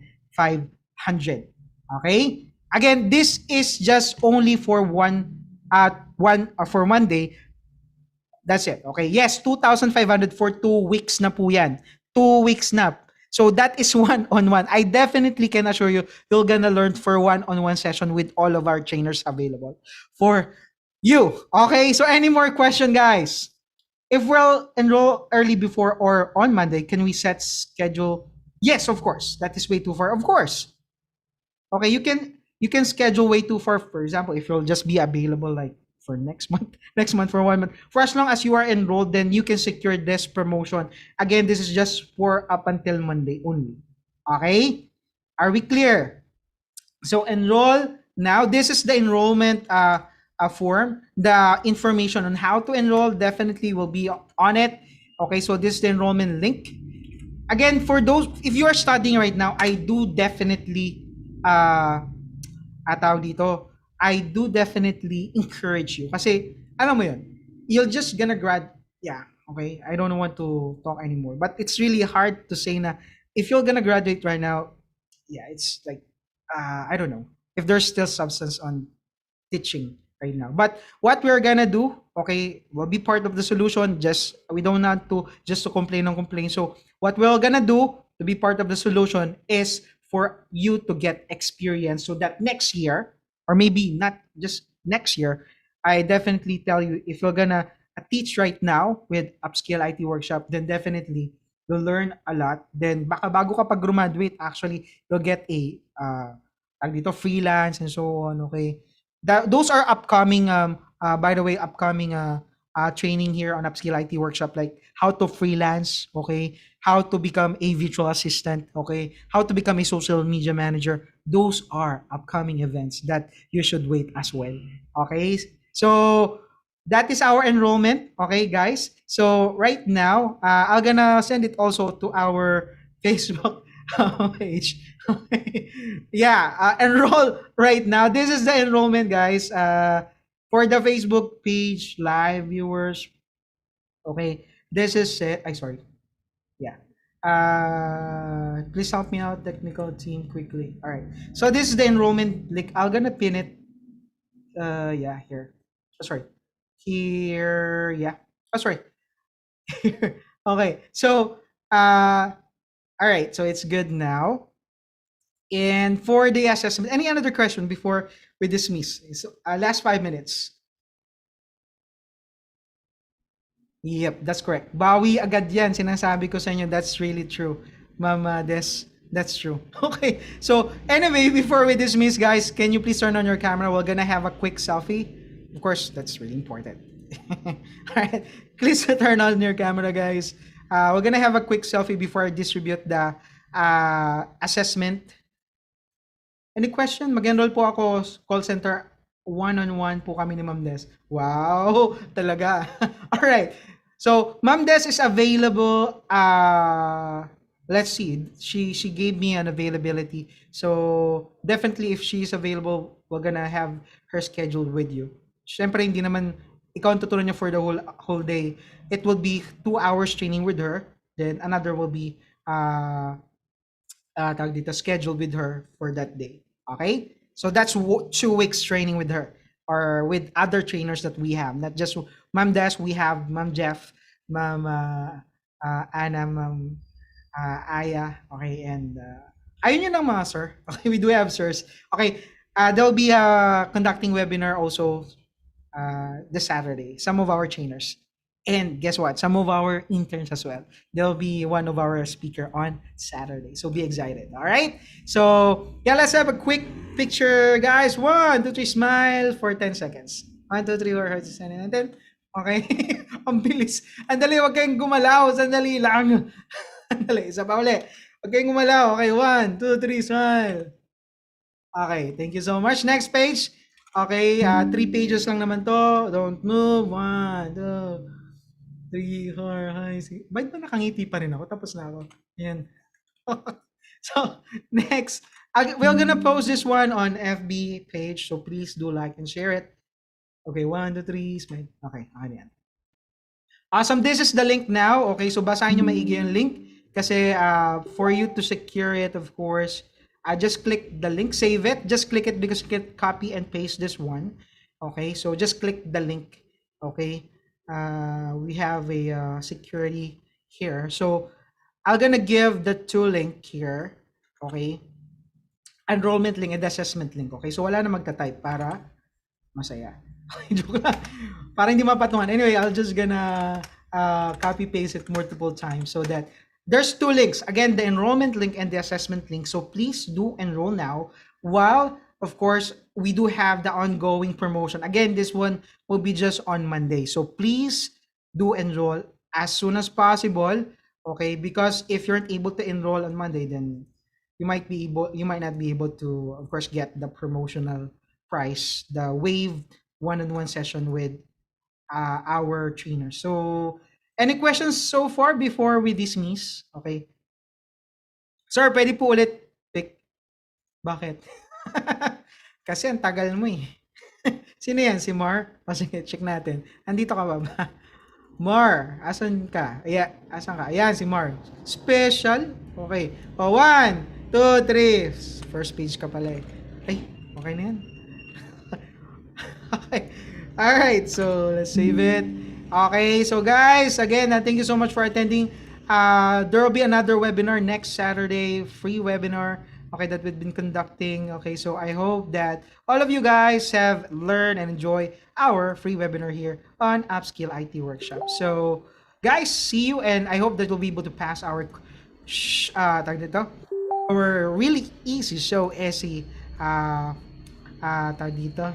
assessment. Okay, so God bless everyone. Enjoy your weekend, guys. God bless. Blessed Sunday. All right. Ready, you guys, to all of our trainings. Okay, I'm excited to see our trainers. Right?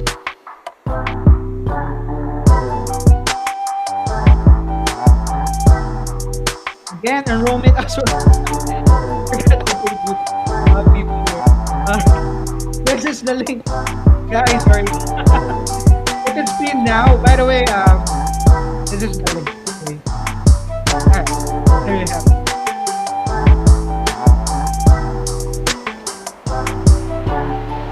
So, guys, you can just take the assessment up until 6:20. By 6:20, 20 minutes is enough for you to answer the assessment, so that we could avoid, of course, anyone who will just kind of, pass this one to people who didn't attend the webinar. We know you guys. We know you. All right.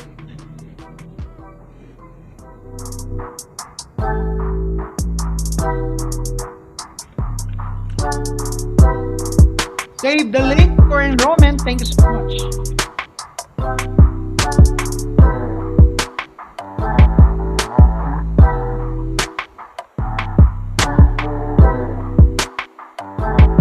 Of course, don't forget to like, share, and share our streaming. So it will be up there on our Facebook page. If you want to review our topic, then of course you can just view our Facebook's recording, because this one is live streamed on Facebook and also on our YouTube channel.